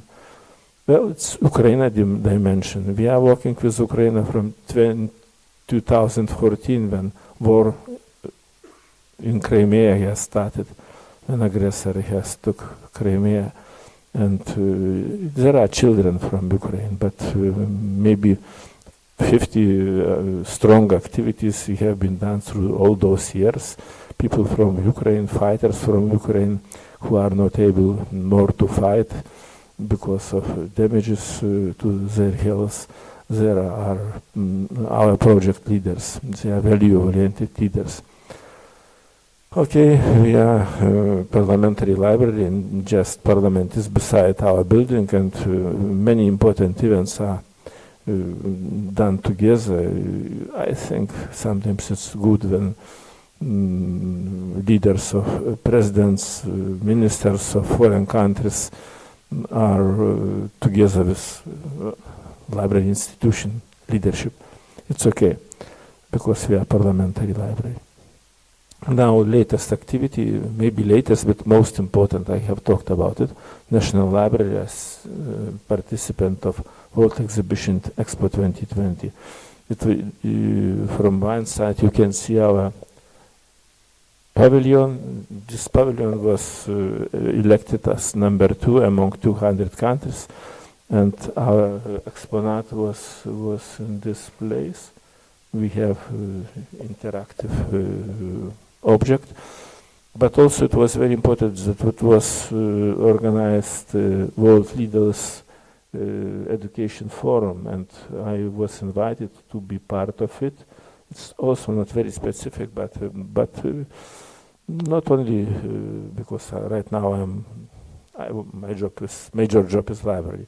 I'm working with many universities. I have many years experience in universities, and I know education, and maybe I was invited for my content.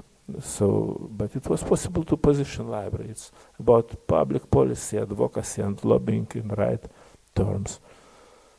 It's okay. Now, COVID time. In COVID time, we have created our 24/7 library, National Library at Home model. It was very successful because we have inside our library TV studio, which is very active, proactive.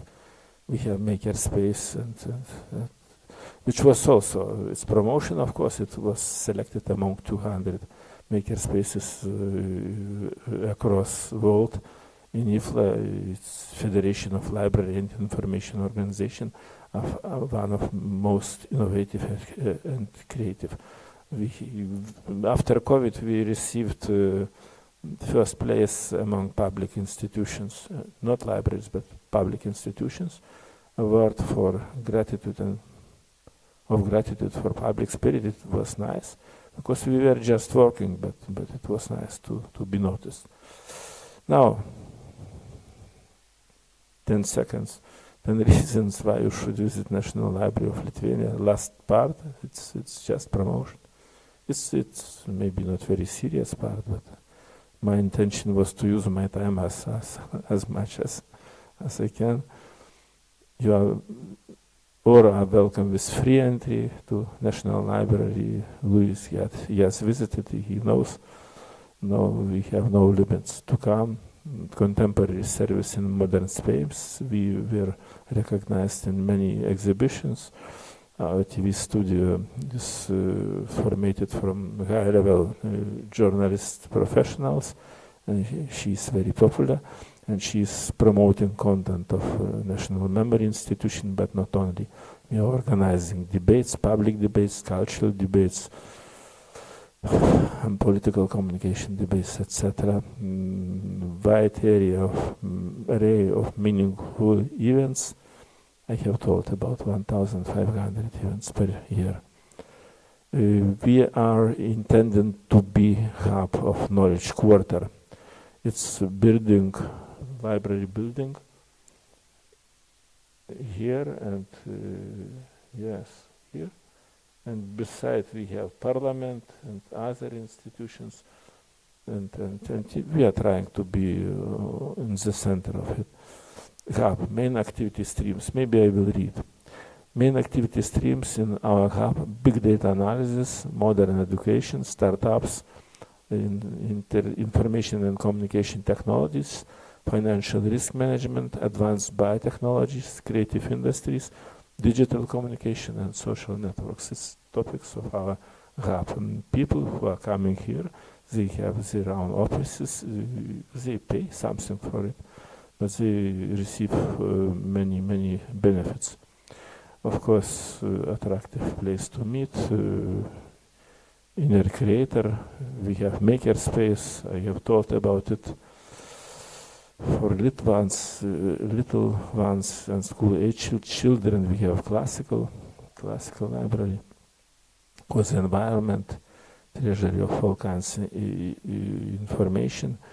There will be several slides about exceptional architecture and interior, because we were recognized even in, we were gold product of Lithuania. 2016, winner public project in space, gold design, and nomination public architecture in International Space Design Award Idea Tops China 2017. It was 5 objects selected, and we were happy to be part of it. Now it's important. We are monitoring our activities, not ourselves, but counter organization, professional organization. And you can see here that visitor statistic of Lithuanian public libraries is very high. 89% of visitors visit libraries at least once a month. And others, 91, for example, of visitors would recommend visiting library. It's very high. According to business evaluations, it's very, this index it's very high. Of course, it can disappear at any time. It can become different. I will not lose your time and attention, but we are monitoring our successes.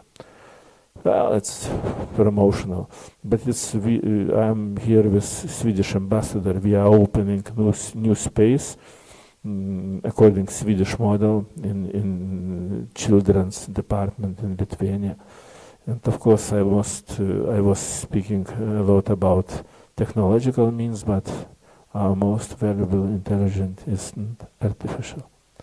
You can see it. Thank you for your attention.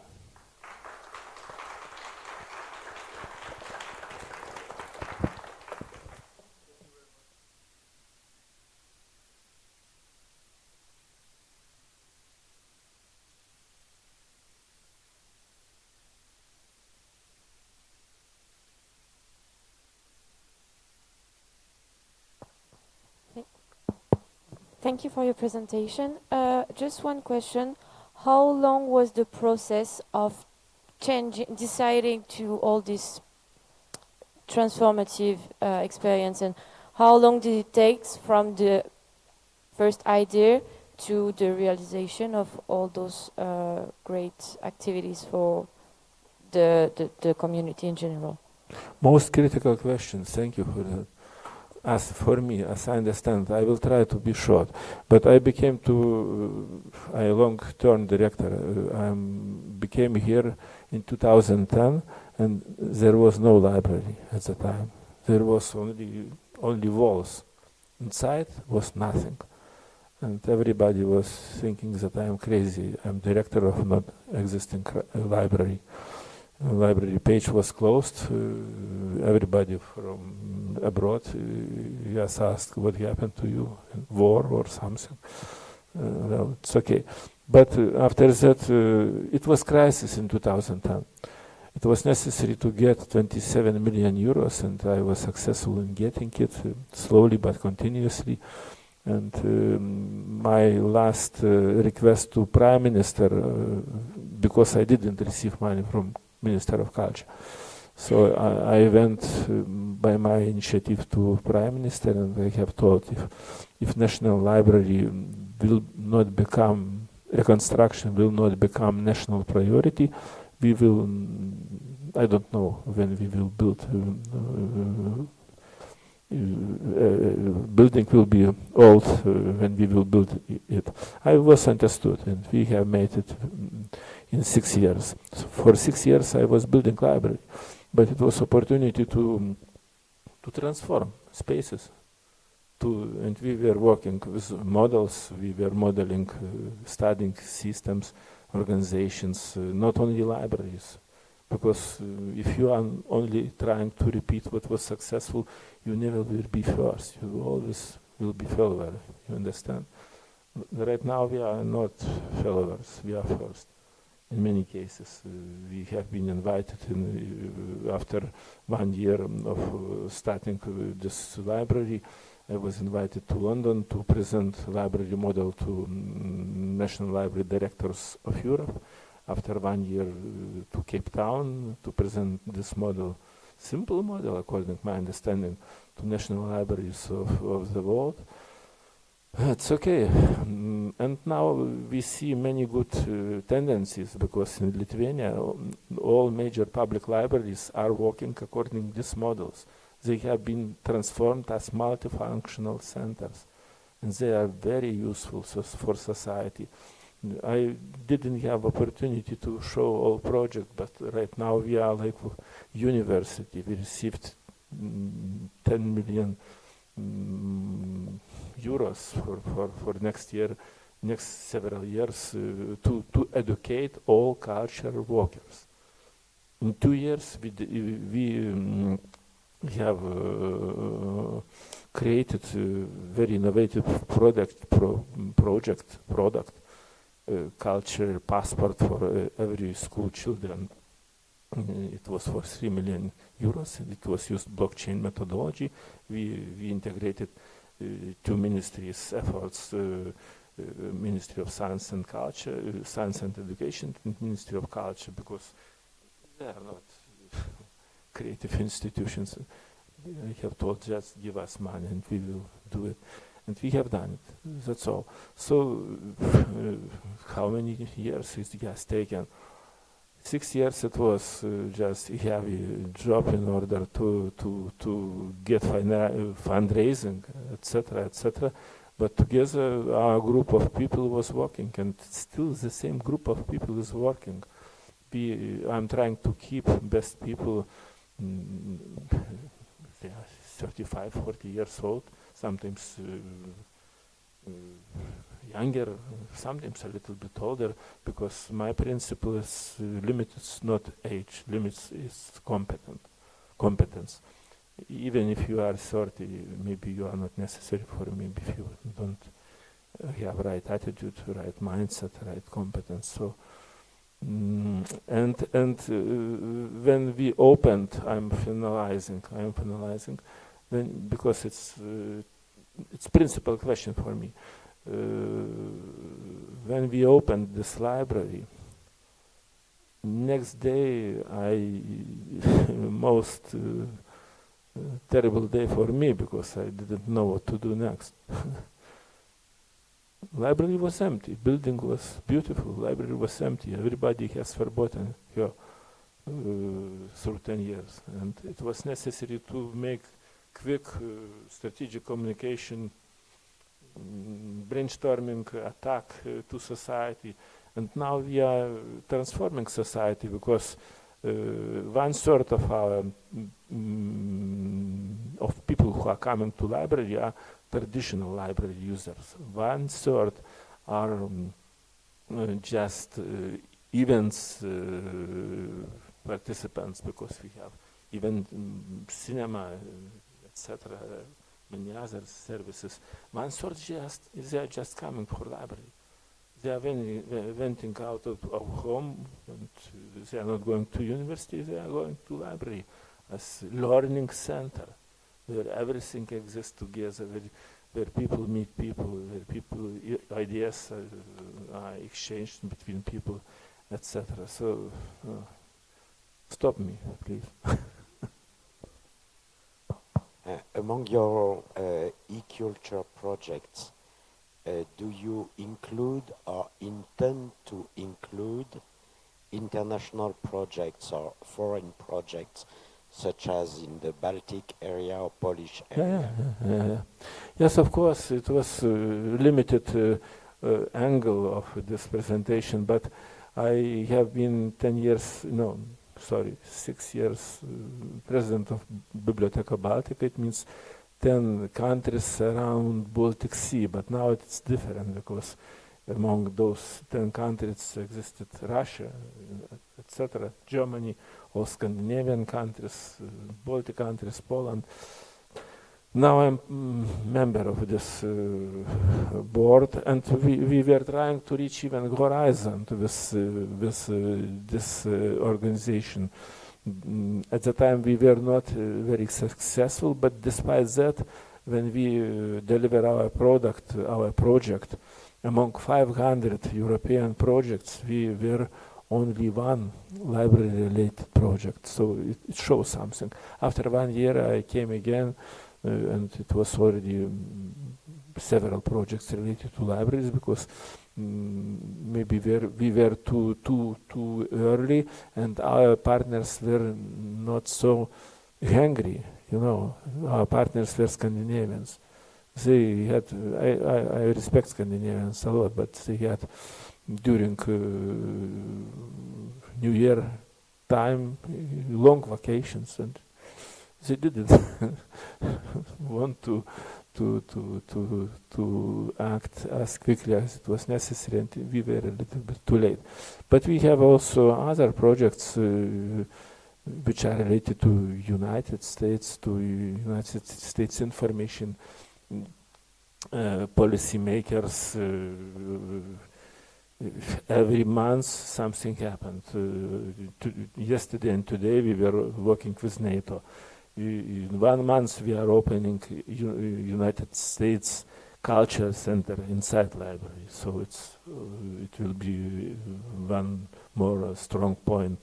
And of course we are working very strongly with Poland, with our neighbors, in the field of cultural heritage. We have joint state commissions. We are cooperating. We are acting as one team. Well, we are working with Dubai, Sharjah Libraries Network. A lot of information, indeed.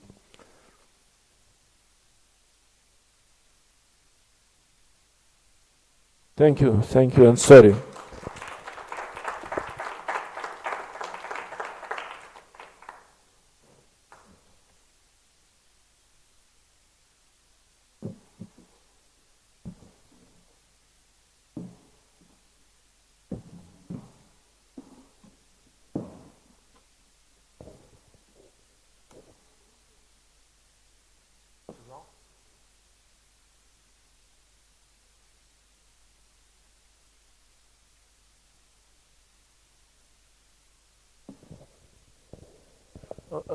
I will be brief, because actually I decided to include this brief address following the various discussions, and also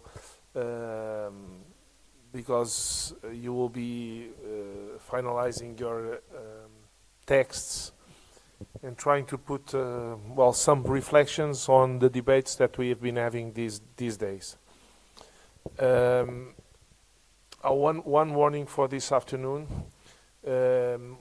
Lígia is sick, so she will not present this afternoon. She will present tomorrow, and therefore everyone moves 10 minutes earlier in the afternoon, okay? And those that start in the first block at 2:30 should be here 10 minutes before, 2:20 to upload the presentations, okay? The topic of the seminar is adaptation and transformation, community-based practices. We've been adding to these keywords a series of other keywords. I think this is clear for all, but nevertheless, I thought it could be useful for your essays to systematize a little bit on according to the perspective we have in our research center of these things. So the first thing is we discuss the role of humanities, of human sciences in society. How do we tackle it? We don't tackle it by stating that disciplines are very relevant. People don't really care about it. We build it from designing strategies in which we understand the human performance in territories, how humans perceive those territories, how they build what we call landscapes as perceptions of those territories, how in the past and certainly in the present, different perceptions of the territories engage people sometimes or often into conflicts as well. Many of the conflicts result from a different reading of what is around. And you'll know about this, but so this is the core component of the contribution of humanities, is to understand this process and to within it understand human diversity on one hand, complexity, and also conversion, because one of the aspects is that humans are actually different. Of course, when we put those elements of perception of the territories as a key driver of our performance, but in the end they are very similar. In the end, humans are a natural species that has some constraints in the way it can exist and survive, and we also bridge with that. This is mainly the contribution of natural sciences, understanding it, but the humanities have to encompass that as well. In this process, we value not only history in general, not only the perceptions of the landscapes, that for example, for historical periods, it's sometimes easier because we have written documentation, but for the past we can make assumptions, for example, assessing rock art, but also even in other ways, assessing the procurement of raw materials, for example, and the extension of the territories that communities in the past decided to use or not. We understand the relevance of language, and we stress the relevance of language and language diversity, because languages encompass the conceptual framing of the perceptions of what is around us, which means that it is not simply the use of similar words that triggers immediately the same image, the same understanding of the concepts. So one of the challenges that all societies have is how to translate through language what is shaped as concepts in their minds and in their daily interactions. And we also discuss a lot, and this has been part of the talks these past days, this, let's say, shifting movement between an accent on the individual and an accent on the group.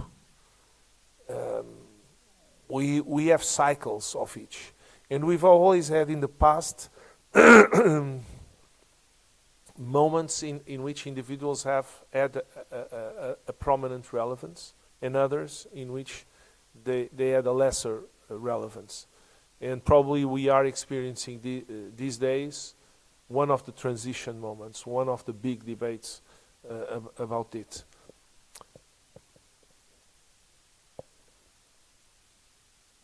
About complexity, which is a topic that has been addressed by many, including Renaldas a few minutes ago, I think we put it together with two other concepts, which are ethics and aesthetics.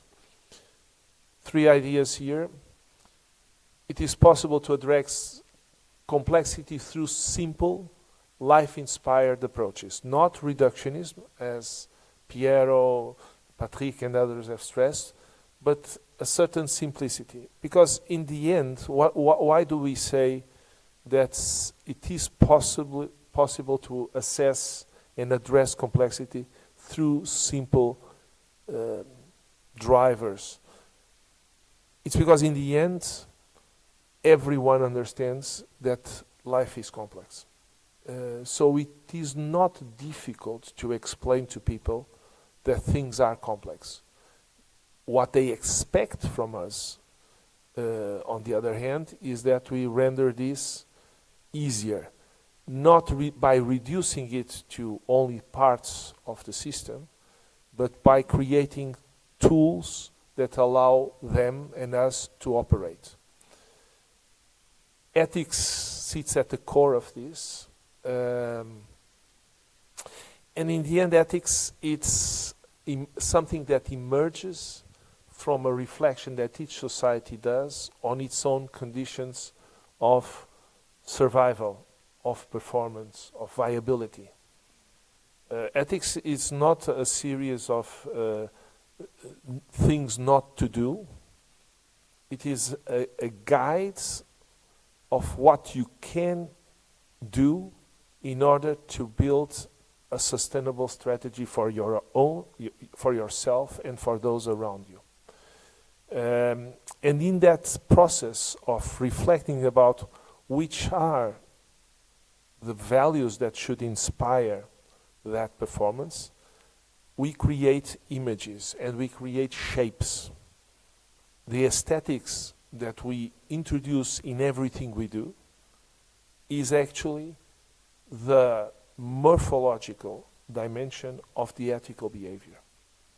And if you look, for example, in art, to periods, particularly in more recent art, periods in which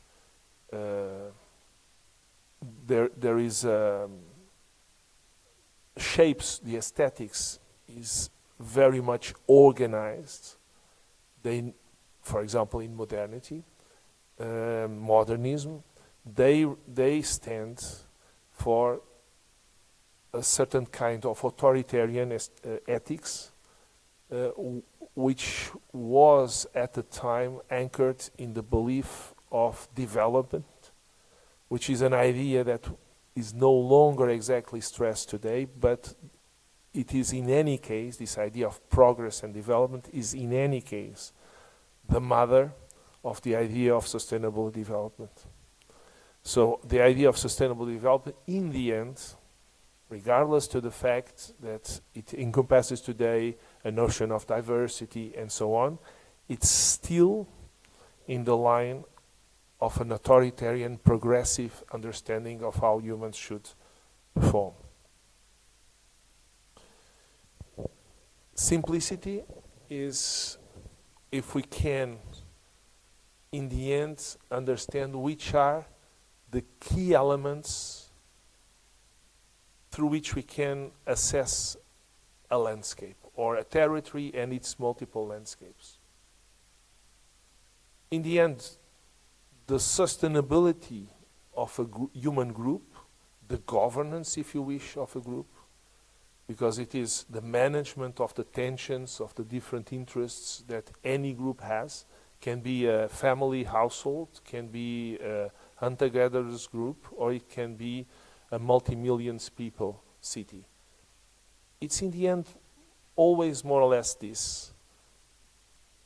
The needs, of course, the perceived needs, the landscape that people have, and then we can assess the resources in the environment, including other humans, the technology available, the logistics that put together the resources, the needs, and the techniques, the capacity, the way different segments of the society have or not access to those, to such logistics.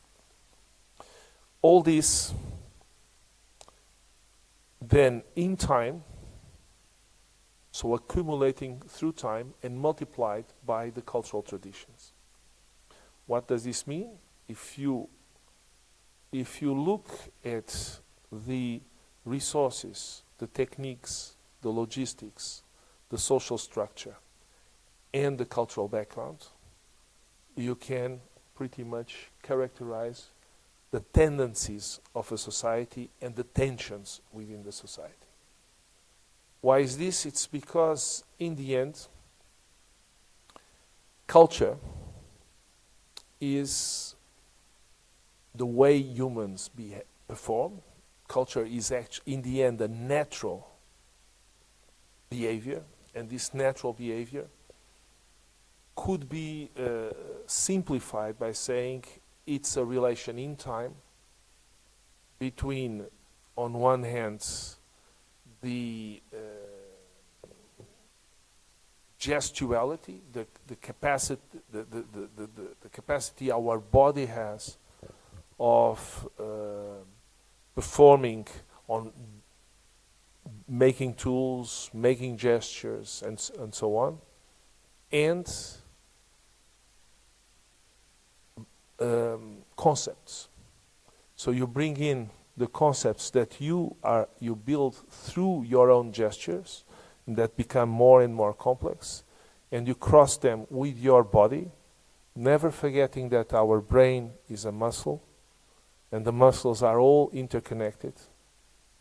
So how a society performs relates largely to that. And if we frame culture in this natural anchor, we can actually understand most of the complexity that we see in the world through a simple lens. The simple, as said before, it doesn't mean reduced to any element as such. How do we do, for example, in case of landscape management in practice? In practice, in many places, including here in Março, we have created a methodology that we are testing. It may, so far it seems to work, but eventually at some stage we will find a place where it won't work. And yet that in the end is based on this, based on the notion that everyone understands complexity. We have structured fundamentally 3+1 lines of intervention. One is education, that goes from training to postdoc education. And this education is an education about what it means to do an integrated cultural landscape management. And we do it with old people, and we do it with children from the moment they are 4 years old.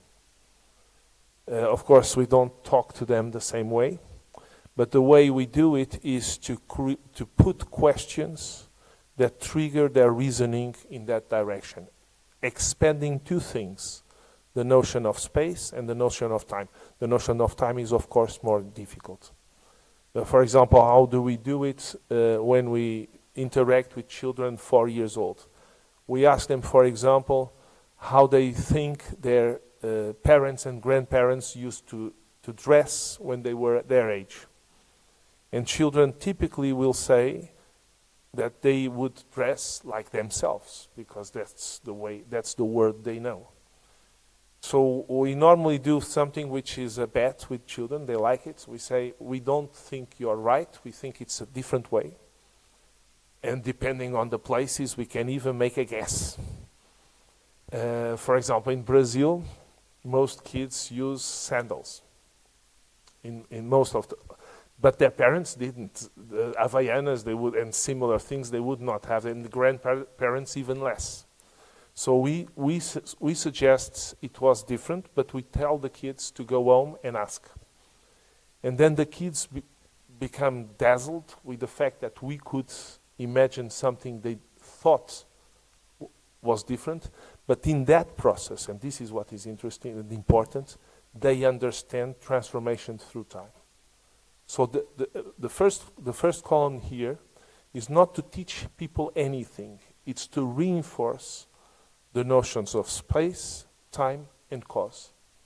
The second is about how the society is organized, because we have moved from a structure of 3 generations, which prevailed for most of the history of humans, into a structure of 5, first 4, then 5, then even 6 generations living together, with a discontinuity in terms of social relations, which creates several problems, but the most important problem in cognitive terms is that first, transfer of knowledge across generation is interrupted because children no longer live and experience daily with all the other generations. And on the other hand, because there is insufficient transfer of knowledge, there is also reduction of the capacity of transformation of knowledge, because the second one depends on the first. So what we try is to design activities, processes that bring together different generations. Some of them would be, for example, the structuration of spaces of memory, as here in Março you have one in Ortiga, and others that are not completely structured, but basically with objects from different moments in the past, which are chosen by the community, and that bring stories and understandings of, again, the possibility of having lived in different ways, therefore the possibility of a utopia of living in the future in different ways. Foresight is therefore a very important exercise. Also the organization of debates with the community on topics of relevance for them, and in these privileging meetings of between 10 to 20 people, less than 10 being normally insufficient to have real debate and diversity of perspectives, more than 20 not allowing for everyone to express their own ideas. And when we do this in other places, we normally try to identify the people so that even those who have very different opinions and interests and conflicts of interest be together to discuss and build something together. We normally reach through these debates to do something together afterwards. The principle is, and this is different from the strategic management models and all the approaches based on stakeholders, we don't work with stakeholders. We work first with persons, with individuals, precisely because the diagnosis is that we live in an age where people do not trust institutions. And as they do not trust institutions, it's a little bit useless to start working with institutions because automatically we put people aside. We do the other way around. We bring in people, but often, of course, we don't simply go to the streets and grab people randomly. We try to see who is where. And we bring in people that may work in institutions that have conflicts of interest. But we create spaces where they can discuss as individuals. and we try to build projects together, and then they will bring the stakeholders in a second moment. Sometimes these projects can become very successful. When they do, and we call them concerted in the sense of concert, of music, the projects in which each one is doing whatever they know to do best, but in the end producing an aligned, interesting, common result. And whenever this works well, we highlight them. We highlight, explaining, and this is the fourth dimension, communication. Communication, of course, relates to education as well, but communication is something that has to be present all the time, so that people understand that there is a common strategy being performed, but also to understand that this strategy is shared by them. So we never know what will be the end result of the project, because the end result of the project is not a target. It's simply to make people reason in a more complex way, and also for them to experience the possibility of building something together with those who have very different interests. And then, of course, we put beside this a monitoring device, including external validations. And in the external validations, we can even have sometimes the use of labels like UNESCO labels. They may be useful. For example, in Março, we have the Global Learning Cities, and this is interesting for people. Networking is, of course, very important. So this is a little bit what we have been trying to do with several projects with Aplheleia and the UNESCO chair we have here. It is also the reasoning behind bridges. So with bridges, we expect, certainly with also different methodology, but we expect that this can become a strategic public policy in many countries.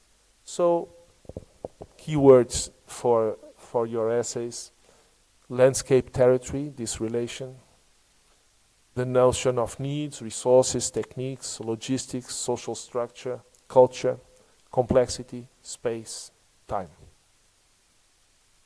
And that's it. Any questions? Don't applaud, because this is for you to work more. You have any question to make? Yes, Schubert.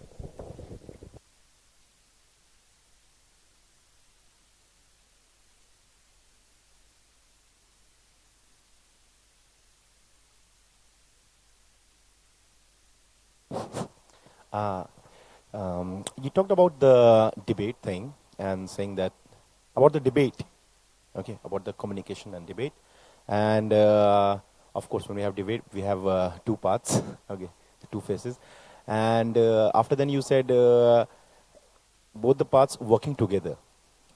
Is it like generally in general when two parts have two opinions, and then how is it feasible for working them together? I won't say it's easy, but so far it always happens. I would say the most difficult project we ever did was in Brazil, in an area called Campos dos Goitacazes. It's a state of Rio de Janeiro, because we were working in an area involving several municipalities, but two in particular. And there was a big political division, and this political division was due to the fact that in the big municipality, which was Campos, the Brazilian know this, was the family Garotinho that was leading. So it was Rosinha Garotinho, a prominent politician related to religious movements and so on. And in another municipality where we were working, it was not even the enemy for a different party, it was a former protégé of this group that went away. So it's the worst enemy you can imagine. So they didn't even speak with each other. And we were doing the project, and at some stage, we were working first in this other municipality. And we were talking, and then we met people. Among them, the Secretary for Education was a teacher. And I was discussing with him and said, look, we have to do things across with schools, with kids. We have to do it also with the schools of this other municipality. But I don't want to get shot, because when I go there, they know I'm living here, so it might be bad for my health. How do I do this? And he said, no worries. I will call the Secretary of Education of this other municipality, who is a good friend. We can't be seen together. That's all. We can't be seen together. But we are friends for a long time. She's a very good teacher. So I will call her, and then you take it from there. So I went there. I was welcomed like you come here through a friend. We started building the project. And at some stage, we said, okay, now the project consisted on having children from schools. We also did this in Março. We selected 7 schools from each of the municipalities. It is a region with about almost 1 million people. Okay, so it's a big area. And we selected 7 schools, so 14 in total. And we want each child should bring an object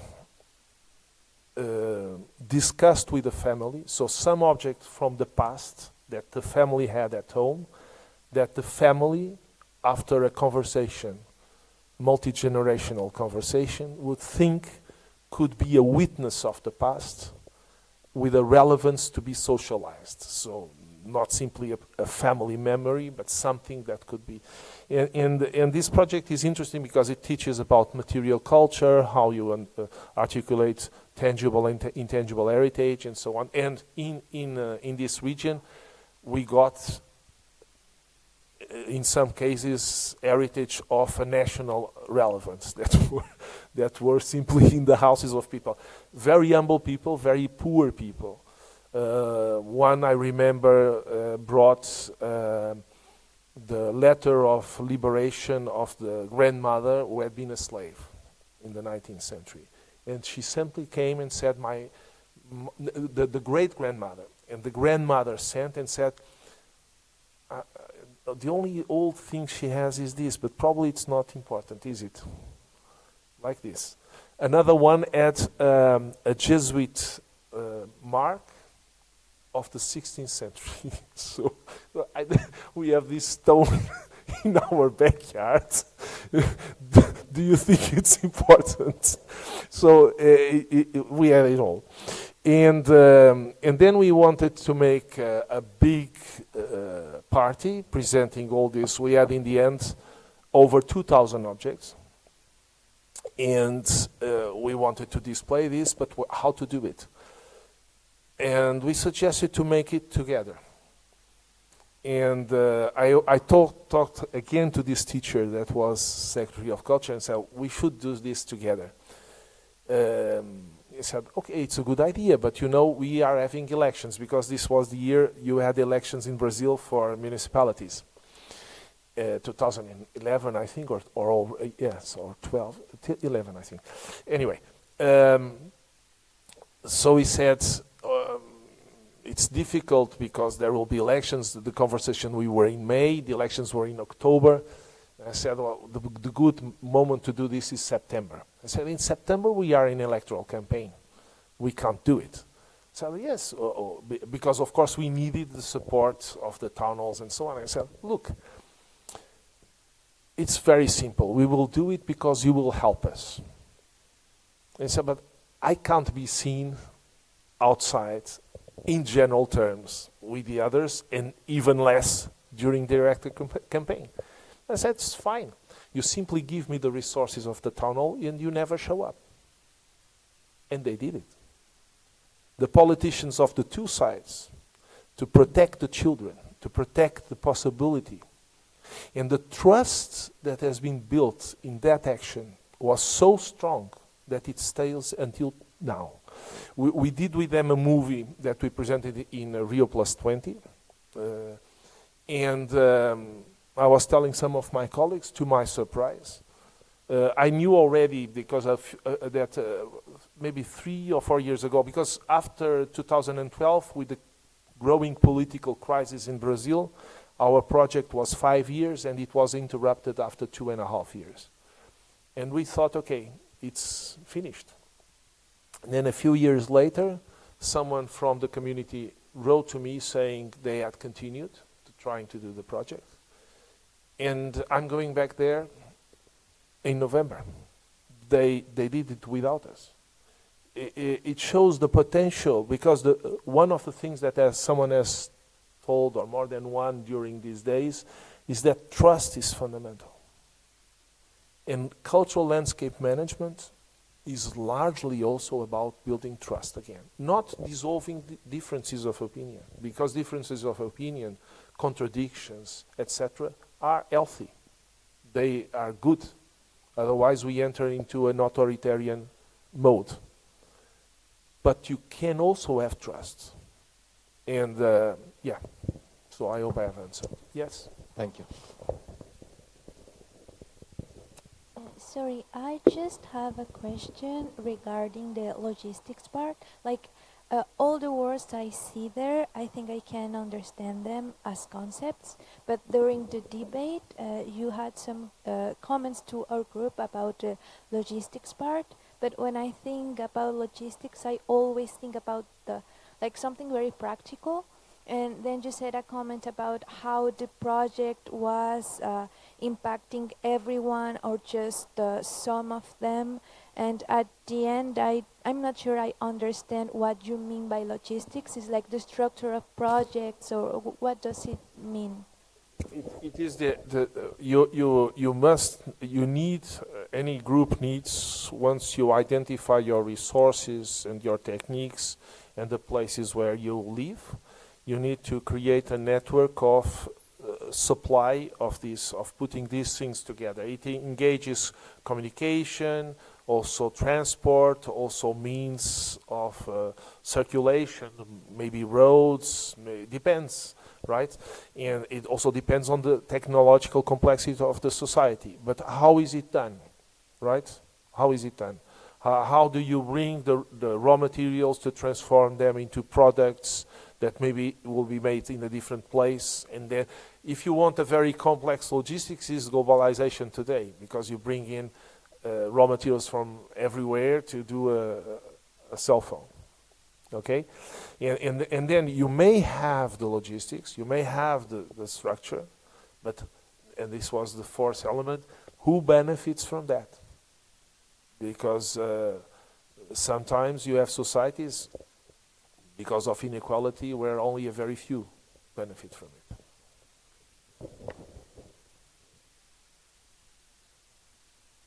Thank you, sir, for your presentation. I have a query, like as you mentioned, that you have the relationships with individual, not only for the organization, but in some cases, like there are some embargo, or you need prior permission who are working for a specific organization. So in this case, how you help this specific researcher or person to breathe with your project? I couldn't understand exactly. Sometimes, what is the problem? For working with other people or other group of researchers, they need prior permission to their organization. And permission from the state? From the states or the organizations to work. This has to be seen case by case, of course.